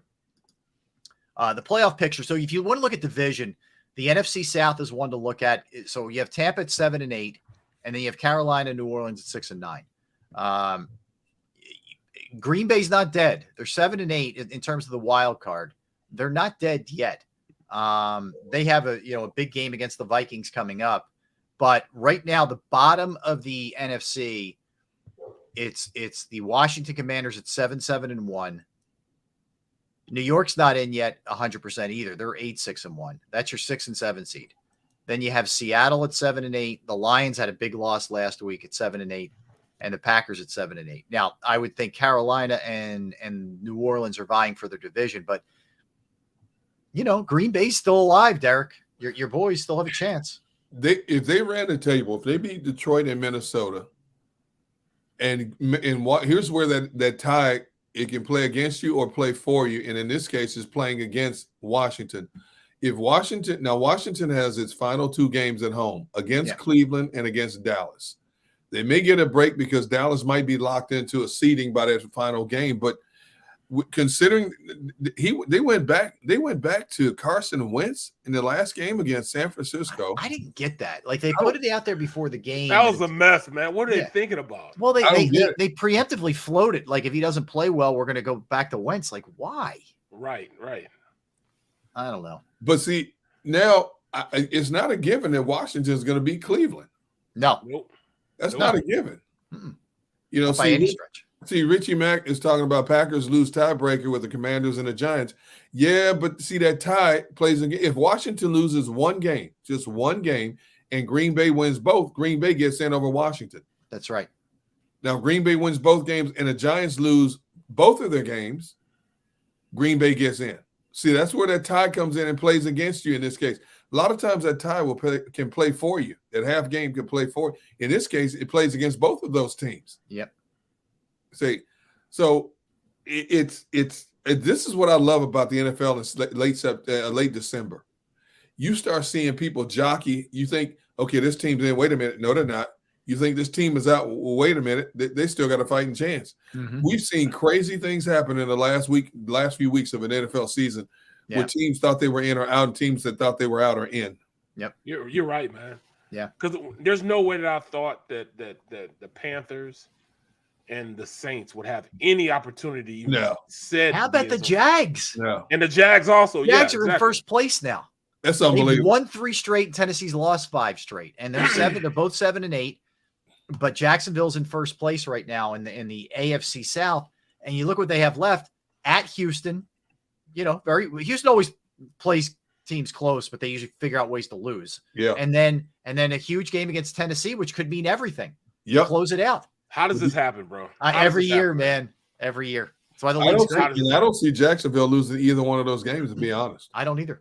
Now, Houston did find a way to win this past Sunday, but that was a fluke. You know what they say? Even blind squirrels find an acorn every now and then. Yeah. Yeah. And I don't see the way Jacksonville's playing right now on both sides of the ball. I don't see them losing. No, I love what I'm seeing out of them. ETN's running the ball really well. All the receivers have stepped up. Kirk and Zay Jones and that crew. And, Lawrence and Doug are in a good zone right now. I think Jacksonville's dangerous, man. Yeah, really dangerous. They absolutely are. They absolutely are. It surprised me because, like, when we play these teams, they always play us well because, like, we're the guys on top of the mountain, So we're gonna get everybody's best. But everybody sat back and like, all right, we play the Texans. All the Texans almost beat us. Well, they're finding out the Texans aren't as bad as we thought they were, and the Jacksonville wasn't as bad as people thought they were. Yeah. The Colts are bad, but it's once these teams start playing, man, it's crazy how we always get everybody's best. Mm-hmm. We have got everybody's best this entire season. Yeah. So rightfully so. Well, they're playing, man. Let the bottom of the AFC is interesting here. So Miami's a mess where they lost 4 straight, and now Tua is in concussion protocol. It'll be Teddy Bridgewater. They're still the 7 seed. So they're in right now with that 8-7 record. You still have New England kind of looming. I don't think the Jets are going to do anything, but at least they're getting Mike White back. So maybe they're not dead either, to sneak into that. That's the spark that they needed. That's the spark they needed, getting Mike White back. And did you see? So Flacco's the 2. Inactive Zach Wilson again. He's inactive again. And rightfully so. Yeah. That was the worst game I'd ever seen, bro. But you weren't there, D-Gun, but we talked about the game on Friday. Right. And it was by far the worst game that I've seen, worst performance I've seen by a quarterback in so long, up until I watched Foles. Yeah. Last night. Nick Foles said, hold my beer. Yeah, Zach Wilson. I think you think your offense is inept? Here you go, pal. I think Miami's in big trouble. They have at the Patriots, and then home against the Jets. Yeah, the last 2 games with no Tua. I know, man. Because as bad as New England played, they had a chance to beat Cincinnati this past Sunday. They did. Yeah. They were down 22-0. They came back, and one play cost them the game. They had a good chance to come back and beat Cincinnati. Well, also, Belichick's got to be like killing them after the way their 2 losses. What wasn't it? The Raiders mess where the Jacoby Myers threw the lateral. Yeah. And then the way they lost last week, he's got to be just out of his mind angry. Yeah. So I think he'll have him ready to play this week at least. Absolutely. But they're no great shakes either. And that was a dirty play by Mac Jones. Yeah, dude, you come on, man. Come on. Unnecessary. And then he tried to explain what he did. I mean, seriously, you could hurt somebody, man. Yeah. I didn't like it when the I don't know which Cowboy it was, went for AJ Brown's knee. I didn't like that either. Now I get it. The defender's going to say, if I go after your head, you're going to flag me. I understand that, but still, I think there's ways to do it rather than, helmet on kneecap like they did last week. Well, I mean, I blame the league for that because the strike zone is so small now. I mean, let's face it, the DB, look at how big AJ is compared to the dude that hit him. True. What are you going to do? You got to take him out of the knees. I mean, it's a legal play. Yeah. I hate to say that. I don't want to see anybody get hurt. But it's see, a that's legal play. But that's the problem. Like, just like in the Avonte Maddox not sack. Now, if he'd have wrestled him to the ground, it'd have been all kind of flags hitting him. Yeah. Yeah. But he kind of slowed down. Yeah. Yeah. You see TJ Edwards kind of slow down also and not hit him. You're right. And he gets loose and throws the ball down the field. Yeah. I mean, what do you want from a defender? Exactly. That's fair point, guys. Yeah, fair point. Well, that's why I said defenses are frustrated like never before because there's no such thing as a legitimate strike zone anymore. Nope. And you look at how it's called. It's called so inconsistently that's even more frustrating because you had a guy a certain way one game, no flag. Next game, the exact same tackle, exact same spot is considered a flag. Yeah. Well, I can understand like last night's hit with Derwin James. That was dirty. That was dirty. But it was legal back when I played. Yeah. Well, yeah. He hurt himself on the play. His world. Yeah. They both rocked out on that play. Yep. But bruh, that's what we're talking about. But I mean, come on, man. A guy pulls up to keep from getting flagged, and then the guy gets out and then throws the ball down the field. Like, what do you expect? Mm-hmm. You can literally see it. You can literally see TJ Edwards slow down and not hit him. Now, what if TJ had twisted his leg? He very easily could have twisted his leg if he wanted to trying to wrestle him to the ground. Could have. Then what? Yeah, he could have. Look, I think too. It's so inconsistent because you see the plays like it was the Jalen Phillips from the Dolphins on Herbert 2 Sundays ago. He literally just tackled him, and they threw a flag on it. And I think they were saying like they did what they did to Jalen Hurts, but Jalen Hurts was a running back because he was out in the in the flat. But that call's absurd. This landing on the quarterback thing. Yes. Seem to be calling lately. So, look, there's a lot of things that need to be changed. That's for sure. With the way things are. All right, let's go back to what we were talking about earlier. With the Niners have won now 8 straight.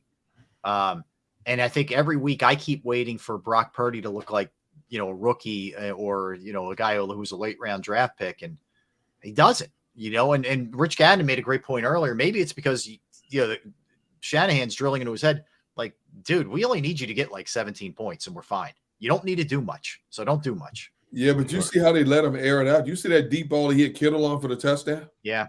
I mean, they're letting this kid, I thought they were basically controlling him. Dude, they're letting him throw the ball. They're letting this kid sling it, man. Mm-hmm. They don't care. And I don't know what they're doing with this kid, but even without Deebo Samuel in there, that offense ain't meant to beat. Now, that defense is flat out nasty. What is it, like 7-8 consecutive games they've given up 20 points or less? Yes. They hadn't given up more than 17 points a game until this past Sunday. They gave up, oh, by the way, 20. 20 points? You give up 20 points in the NFL today, you're going to be in every game. I know. Right.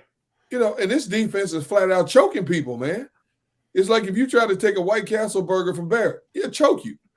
Ain't nothing happening, bro. In fact, I went and bought me some frozen White Castles last night. No, you didn't. Yes, I did. I love it. Where'd you buy them from? From the grocery store. They sell them in grocery stores? Of course. Man, I That's ain't a never gone to delicacy. the grocery store. That's a delicacy, man. Ain't no delicacy. Now, that's X-Lax. Oh. I'm about to go get me one. Probably might go get me one this break. Yes. Oh, gee. How long You're up you for have that to warm last them up? segment? Yes. 2 So minutes. they're frozen, right? Yep. How long does it take to warm one up in the microwave? It'll take a minute and a half to warm up. So I couldn't do it. I couldn't run upstairs, get it, and come on back downstairs without being late.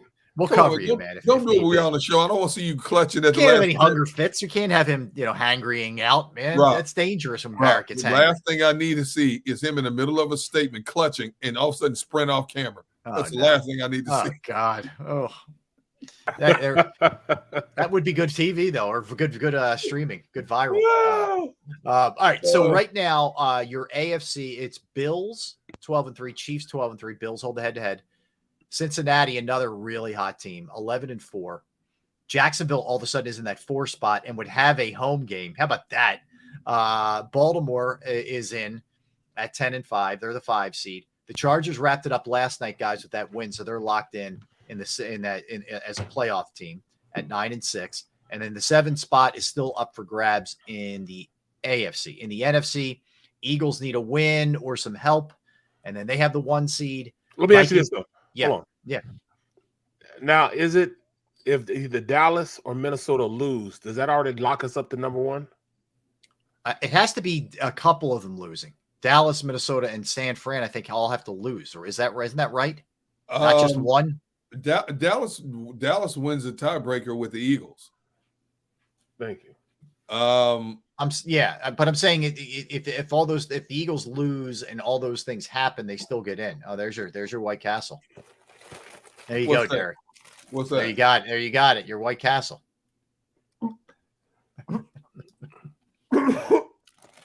Man, that looks like a Twinkie. That don't even look like a burger.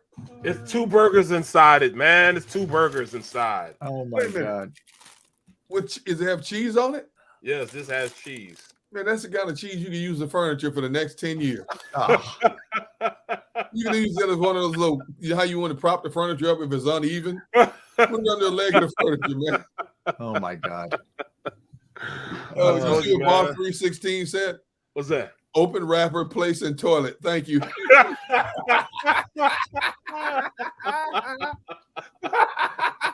Oh my God. That's terrible, man. It's deposit. It'll be a deposit. That's for sure. Oh my goodness. Yeah. Rob says it's gonna be a deposit. Yeah. Won't be any withdrawal there. All right. So come on, Rob. You gotta talk to him. I'll help him. The NFC 6 and 7 are still open here. You had 8-6-1 Giants who are not locked in yet, and you had a 7-7-1 Commanders. Let me ask you. I'll just do Commanders. Do the Commanders get in, guys? All right. So the rest of the schedule with the 2 games they have left, they're Cleveland home, Dallas home. The only way they beat Dallas is if Dallas has its seating locked up, which is very possible. Very possible. If the Eagles win one game, then Dallas may play hard for one more game and then shut it down. Right. I don't know, man. That's a tough one. And is Wentz the guy now? I don't think it's a given they beat Cleveland. To be honest, I don't think it is either. Even though they play that game at home, I don't think it's, if you put Carson Wentz out there against Cleveland, you might as well concede the season. What was the thinking there? That's what I'm trying to figure out. Like, does this mean from this point forward that he's the guy? Because usually when that happens, he becomes the guy. Right. Well, basically, Rivera said, because Taylor Heineke committed 2 late turnovers. I think he fumbled. Yeah. We just want, we want us to go something different to see if we get a spark. Do you honestly think Carson Wentz is going to give you a spark? I don't. I mean, look, in fairness, his numbers were okay, but the game was pretty out of reach. I mean, he was 12 of 16. Yeah, 12 of 16, $123, a touchdown, no interceptions. But that game was over. I know. I agree with you. Like, I think an entire game of that, you're going to see turnovers. Yeah, he's going to give the ball up to the other team. See, a move like that could cost Rivera his job. To be honest, do you think that was heat from upstairs? Huh? Do you feel like that was like maybe some upstairs kind of stuff? I think that's a Rivera call. I think Daniel Snyder is so far removed from the game itself nowadays. Matter of fact, you guys see the text I sent you about now the original Hogs are suing him. Here's Daniel Snyder alienating the fan base again. What happened? Supposedly they're bringing back a Hog mascot, and the original Hogs are now filing a lawsuit against him. Wow. It never stops. Wow. Yeah, so the fans, not the original Hog players, but the original Hog fans are filing a lawsuit against him. Yeah, so they're adopting the Hogs. This is from Pro Football Talk. They're adopting the Hogs for as a mascot. I guess somebody had the trademark from the 80s and the 90s, and they're threatening to sue them.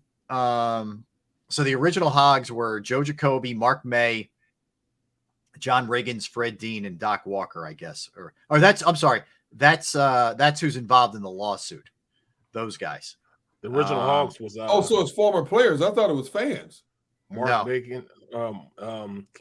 No, it was, O-Line Russ Grimm. Entertainment would be suing the Commanders. That group includes Jacoby, May, Riggins, Dean, and Doc Walker. Former players are going after the owner. Wow. Yeah, like Russ Grimm, who is one of your former guys, was one of the Hogs, back in the day, et cetera. But it's that whole group. Yeah. Yep. Whole group. Riley McKinley. Yeah. Riley McKenzie. Yeah. Who was it? Joe Jacoby. I mean, those guys were just that's what counter trade was. Bostic. Bostic, that's right. Yep. Schlereth came along later. Yep. It was that crew. Yeah, it was that crew. Yep. They used to run that counter trade, both guards, guard and tackle pull, and then double team the front side, and they were just rolling with that. Riggins. You knew it was coming. You knew it was coming. You couldn't stop it. That was the unbelievable thing about it. All right, so let's step aside. We'll come back. We will circle back to the Birds. We'll do some Eagles discussion. Dive in. Oh, we didn't get to Tua. Look, here's where I'm at with the Tua thing. Ultimately, I don't know, and I don't know where he falls on this, but I don't know if you're not in like a danger zone where you just have this guy shut it down. Period. If you're his family or look, you're stepping away from a lot of money, and I understand all those kind of things, but this doesn't feel like it's going to have a good ending for him. He seems really susceptible to them, and he's a smaller guy. I don't know. It doesn't. What scares me more so than anything else is that in this particular case, he had a delayed reaction. Now, you saw the play where he got almost sacked, turns, slams his back of his head, finished the game, and then the next day he says, "I don't feel right." Now, he had 2 devastating ones in a span of 4 days earlier in the season already. And you're right, he's not a big guy. Then all of a sudden he finishes out this game. Who knows how many more shots he took in the game against Green Bay. And all of a sudden the day after he's having delayed reaction to this. This is a case where you've got to protect the player from himself, plain and simple. This young man, we're talking about the possibility of not having a quality of life. I mean, you know what you sign up for when you play this game at this level, but at some points you have to protect an athlete from himself. And shame on the Dolphins organization if they don't shut him down. There's no way he touches the field this week. I don't care if he clears 20 different concussion protocols. You've got 2 heavyweight division games coming up this week, as we just talked about, against the Patriots and the Jets. Plus, you're playing up there in New England in cold weather. And as we know, those little hits and nicks, they magnified even more so in cold weather. Mm-hmm. You've got to take the ball and the helmet out of his hands. There's no way. As much as you want to get in the playoffs, you've got to take it. You've got to take it from you. Don't let him know where his uniform is, his cleats, nothing. Hide everything from him. And I'm not so sure he plays again in the regular season, to be honest. I mean, this is scary territory you're talking about now.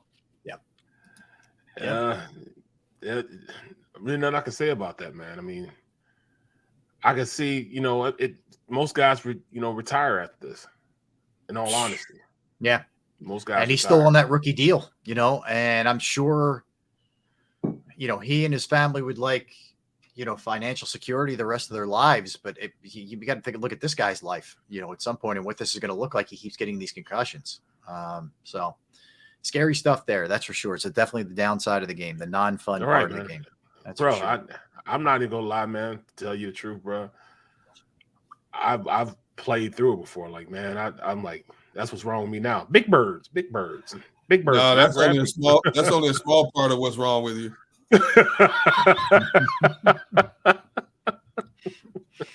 Oh man! All right. Merry Christmas. Happy New Year. Yeah, right. All right. On that note, we'll come back. We'll do some birthdays. We'll do some movies, and we'll circuit back to the Eagles as well. So you don't want to go anywhere. We roll into the final segment of the program. Barrett Brooks, Derek Gunn, Rob Ellis. We're Sports Take, JAKIB Sports YouTube Network. Post-game show with Seth Joyner. I knew that they had a running game. Derek Gunn. He has put in the effort. Devin Caney. Had we not won the Super Bowl, what would we be saying? And Mike Missinelli. Well, you know who Philly is. Post-game, now streaming on the 6ABC family of apps.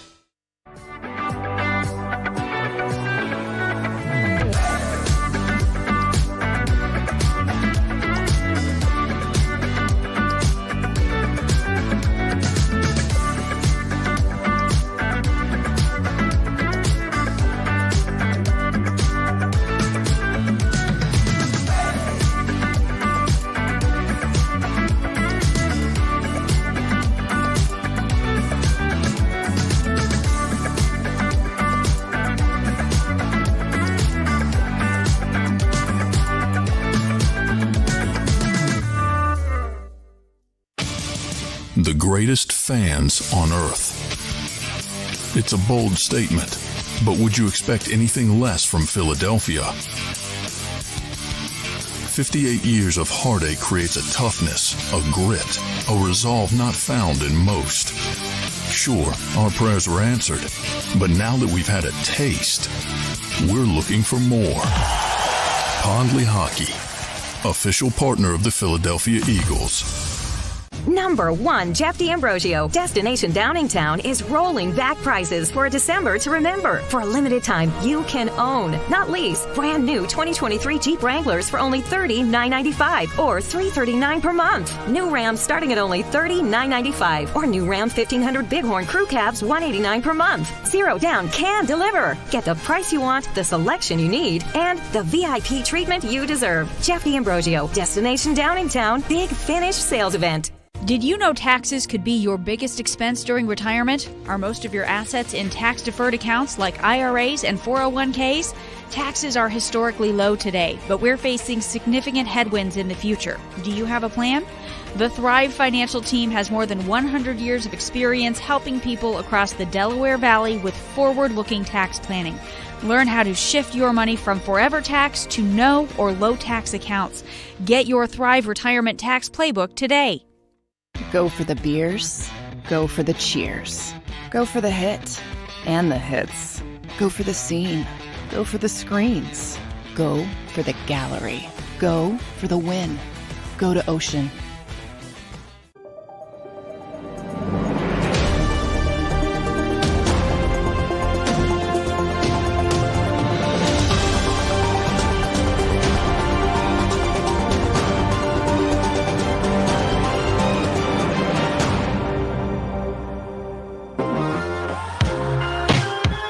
Back. Yes, we are. We are Sports Take, JAKIB Sports YouTube Network. Thanks for hanging out with us. All right, so the Eagles get the Saints this weekend, guys. And last I checked, the Eagles were 6.5-point favorites in the game over New Orleans, which tells you, what Vegas thinks. It's up to 7 now. So that's gone up from yesterday. It was 6.5. Now it's up to 7 in that game. We still don't know what the status is going to be of Jalen Hurts, whether or not he's going to play. We don't know if they're going to bring Chauncey Gardner-Johnson off of the IR. You're not going to see Lane Johnson, and you're not going to see Avonte Maddox. That much we know. Eagles are coming off a loss, a game in which they turned the ball over 4 times. And you have New Orleans, who is still playing with a slight chance. It's going to be tough, but a slight chance to get into the playoffs. As we sit here on Tuesday, there's a lot of time left before we really dig into this game. And, starting tomorrow, we'll give you a little bit more information about the Saints, et cetera. But what's your sense of where the Eagles are right now heading into this game? I think they're a ticked off group, and rightfully so, because they know they let a game get away from them that they shouldn't have. We on this side of the ledger have talked about if they didn't do this, they didn't do this, the game wouldn't have been close. And then I've had people tell me the other side, if Dak doesn't throw that bogus pick to Josh Sweat early in the game, what would the point differential could have been then in favor of Dallas? I say, okay, that's a valid argument as well. Okay. You talk about the point spread being 7 points right now. What was the point spread against Chicago? Wasn't it like 9 or 10? Yeah, 9.5 maybe. You see that game ended up 5-point difference. This is the point of the season. I throw point spreads out the window. Yeah. And I agree with Barrett. We've been able to run all over New Orleans, the last couple of times we faced them, but you don't live on your past laurels. And this team is nicked up at strategic spots that they weren't nicked up at before. When you lose your best slot, your future Hall of Fame right tackle, and potentially don't have your starting quarterback for this game, that makes the competition a little bit closer. They should have been able to run all over Chicago. They should have been able to run all over Dallas. But the big one is we're starting to see a pattern here. 7 turnovers in the last 2 games for a team that was highly applauded for not turning the ball over. All of a sudden, it's become an epidemic the last 2 games. And sometimes when these things start spiraling downward, they spiral out of control. Football is a funny game like that, Sometimes you can do nothing right, and all of a sudden you get on a groove and you can't do anything wrong. And sometimes you're meticulous, and all of a sudden you get careless too many times. That's twice now in the span of 8 days, not a month, 8 days, 7 turnovers in 8 days. Think about that. Yeah, that's a lot. No, that's a lot. I don't want to. Not anymore. Yeah, really. Try to I'm forget just it. No, but and again, eight turnovers in your 2 losses. You take care of the football. You're especially against a team that's lesser talent like New Orleans is. You're going to win the game. Well, you just got to take care of the football. Yes. Right, and that's it.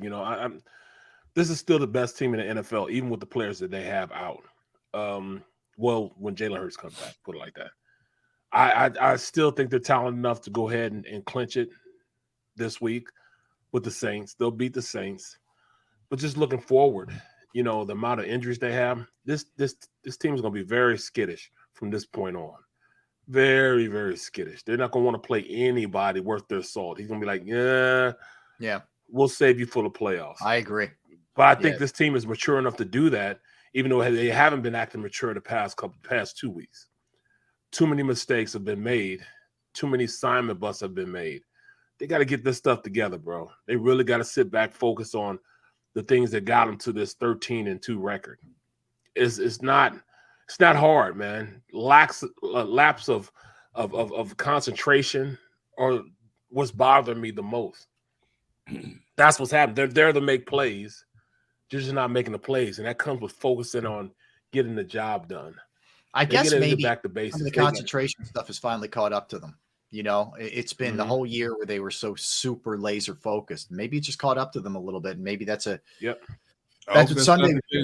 Well, maybe Saturday just serves as the ultimate, focus, reminder that this is what can happen if you don't stay focused. But I more than like they can fix that part, the concentration part. I just don't know that if Lane's not good to go in the playoffs, man, that's huge. Huge. I mean, Avonte Maddox is big too, but Lane is, man, the bad timing for this kind of stuff, for sure.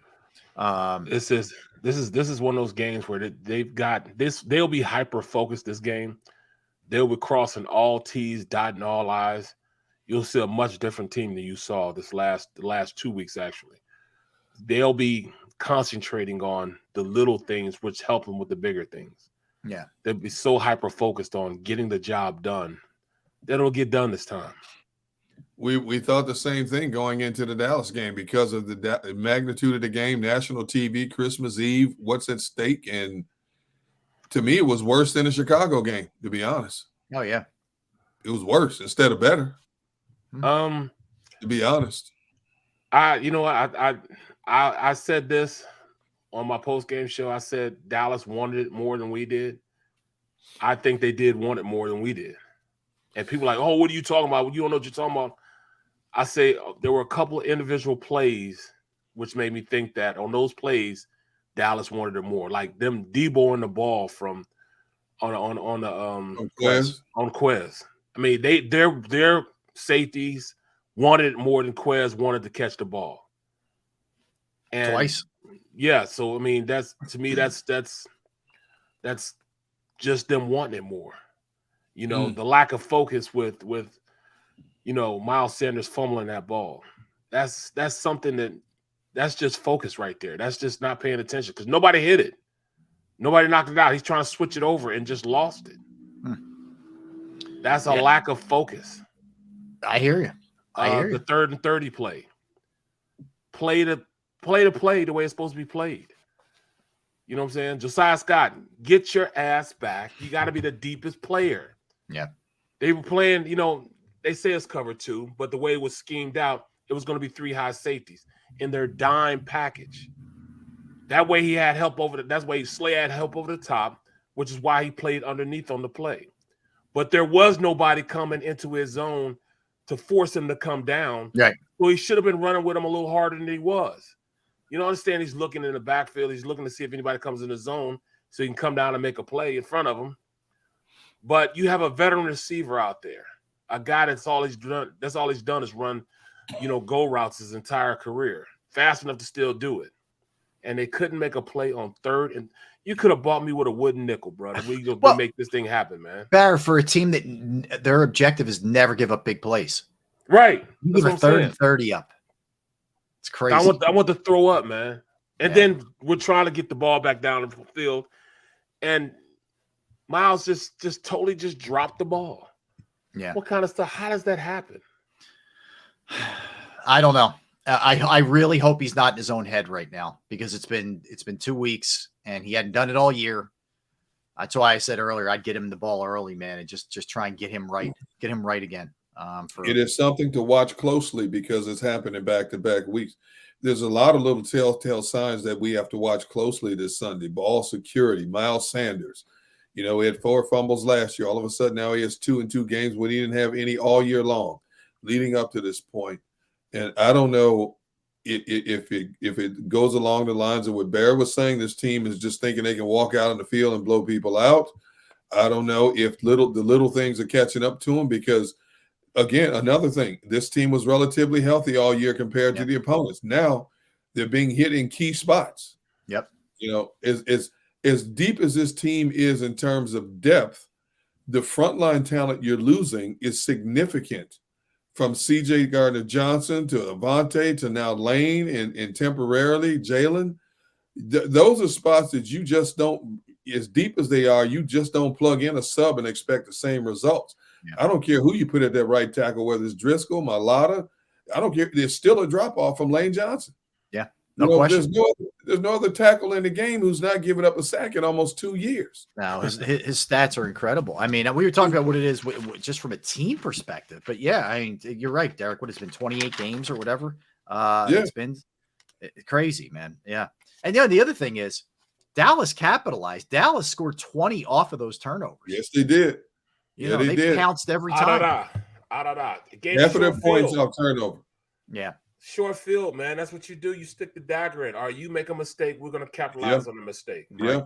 Absolutely. What you do. Absolutely, man. Yeah. My goodness, think if they had scored a few more touchdowns instead of settling for field goals on some of those key turnovers. My goodness, they might have scored close to 50 points in that game. Yeah, it's true. It's true. All right, let's hit some birthdays. Let's hit some movies. Okay. So a couple things on the birthdays. Cole Hamels, former Philly, 39 years old today. Cole Hamels. Wow. Still wants to pitch, apparently. Still has his name out there that he wants to pitch. Yeah. The wrestler Goldberg is 56. One of my favorites. Yep. Yeah, 56 years old. Louis Pasteur, who was a great microbiologist, was born on this day in 1822. And he discovered the principles of vaccinations also. He's directly responsible for us being vaccinated now. He discovered what vaccinations can do for the body. He is a genius. He was a genius. Yeah. Marlene Dietrich, actress from the early days of Hollywood, born in 1901. One of my all-time favorites, James Evans Sr., a.k.a. John Amos, 83 years old. James. Yeah, he was great, man. JJ would drive him nuts. He'd want to throw JJ out of that apartment window, man. Sometimes he was always looking at him sideways, like yeah. My man did not play around. Right. Mr. Evans did not play around. That's for sure.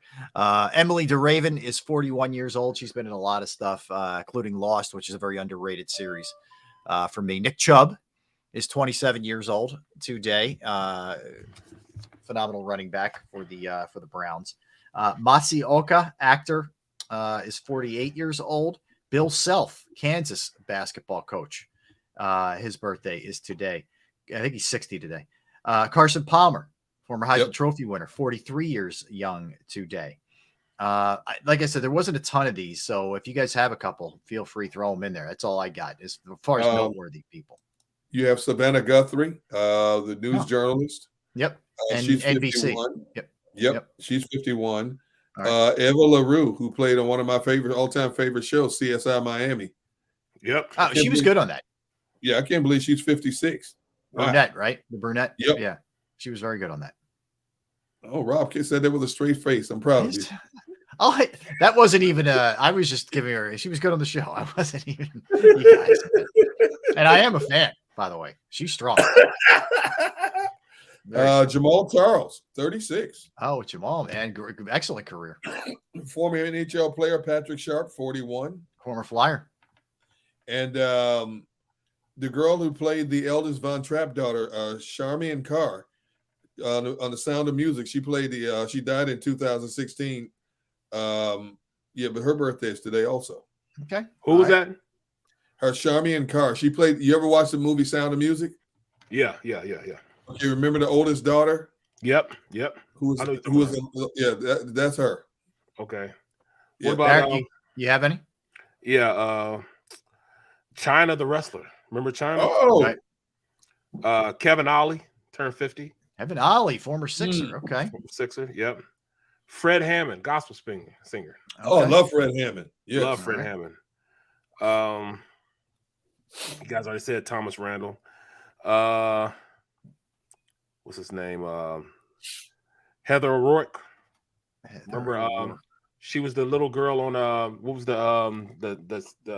Poltergeist. Poltergeist, yeah. She died young. Okay. That's a shame. Okay. That girl died when she was like 13. Right. You know, there was a number of people that died after that movie, and it was like weird how they all died after that movie. Yeah, it had a little spooky kind of feel to it. people That behind was the a scary. scenes. Yeah, it was. It was scary. Had you going in the backyard looking for graves and stuff. Yeah. Timothy Chalamet. Chalamet from Doom. Yep. And that's about it. Okay. Yeah. A couple movies. Chicago, the movie, 2002, which did very well in the box office, and an excellent movie, Traffic. I love that really movie. Good. Yeah. Whoa, Traffic. was that? That is an intense, really intense movie, man. Yeah, it was. Yeah. The fact that they wove in so many different storylines and kept it fluid. Yes. But you're right. You talk about an intense movie, great cast. Mm-hmm. Don Cheadle was in that one, I believe. Yeah. Benicio del Toro, Michael Douglas.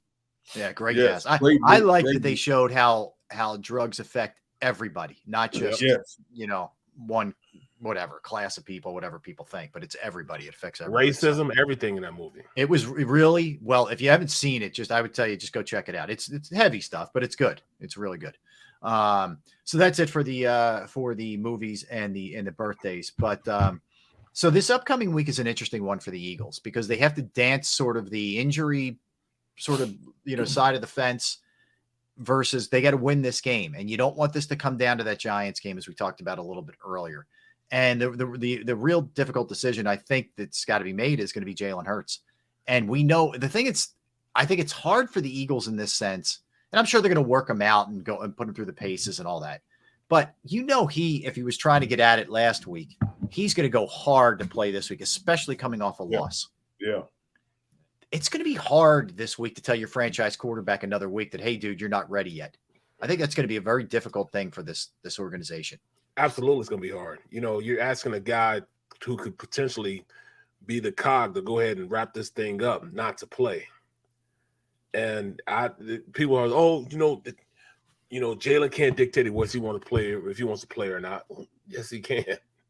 I can see Jalen Hurts doing that and be like, look, I'm playing. Regardless of what you're talking about, I'm playing. He has as much juice now. He ain't going to play if the trainers and the medical staff and the coaches decide to take his gear. He ain't playing. Well, I'm just saying he got that much juice now to say, look, I'm cool. I'm telling you I'm good. You know what I'm saying? And the type of injury he has, it's all about him strength and tolerance. Yeah. And evidently, strength and tolerance is something he could do because he finished the game out. So he had the strength to do it still and the tolerance to do it still. So if he could, just like we said, he played, finished the game out and had some pinpoint throws, a lot of strength in his arm. That's the reason why he hadn't played, because they want to make sure his strength is still there and his tolerance is cool enough to play. Mm-hmm. If he had to play, I believe he could play. I believe he could. Well, the fact that it's still out there that it's 50-50 shot on him playing tells me that this ain't his decision. Because that thing is going to be tested, x-rayed, then some before it's prodded. Yeah. Oh my goodness. Before it comes close to allowing him to step on the football field right now. Mm-hmm. As much as they need to wrap this thing up and then give him that last game off, it's going to be a cold day, a 1:00 game at the height of the day. No, it's going to be hot. It's 60 degrees. Oh, that's right. He's jumping up to 60 this week. Yeah, the weather this week is crazy, man. So, did you guys see this? So, the high on Sunday is going to be like 58. There you go. I got you. Let me be great. Let me be great, man. I got you, bro. It's a warm game. Get them out there and play, wrap this thing out, and then go ahead and put them on the shelf for the next 3 weeks. Yeah, get a little time off. We're going up to 59 next week, or in the 60s. I'm sorry, 63 next week. The 2 months I hate the most living in this region is January, February, because last week we got a sample of what could come in. You had 4 days of high winds and cold. 4 straight It was days. nothing. It was nothing compared to what they got up in Buffalo. When the Dude, players got back, they got another 43 inches of snow. I don't know why how you don't live up there. Why do you live up there? I know. How do you do it? Right. Did you see they found 5 people in their cars deceased? No. Yeah.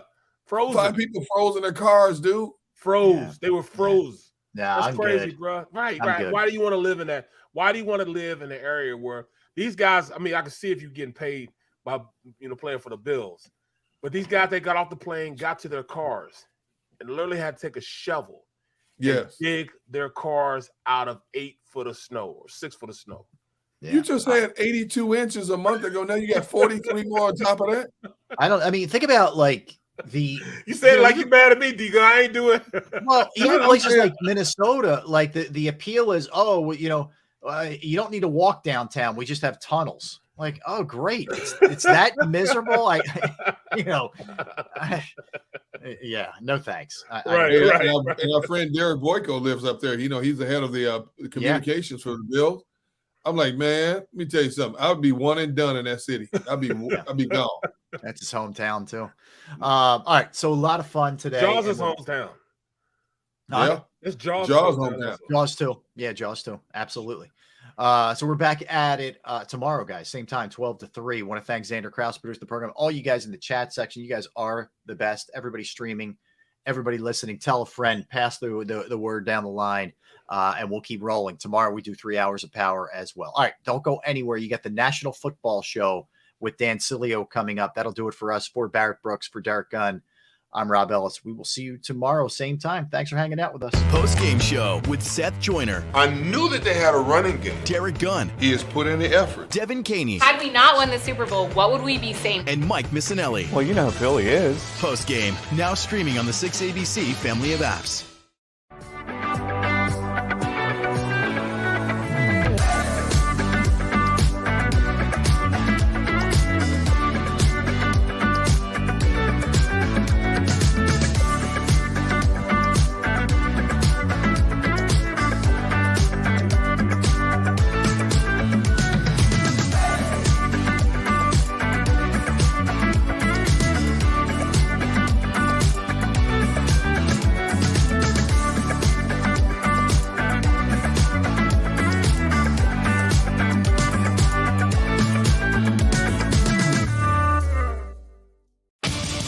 The greatest fans on earth.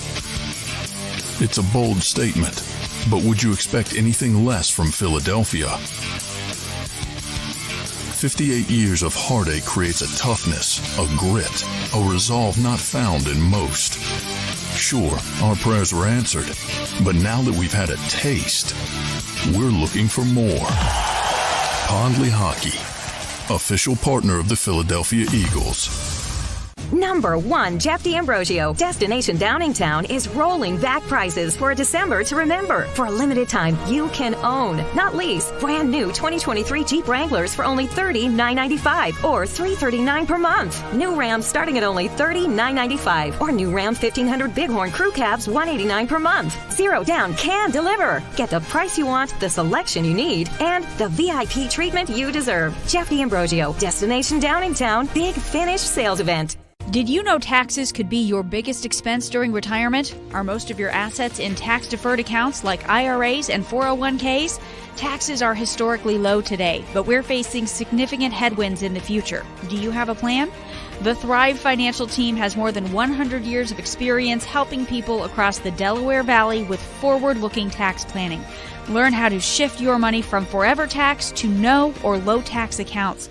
Get your Thrive Retirement Tax Playbook today. Go for the beers, go for the cheers, go for the hit and the hits, go for the scene, go for the screens, go for the gallery, Go for the win. Go to Ocean.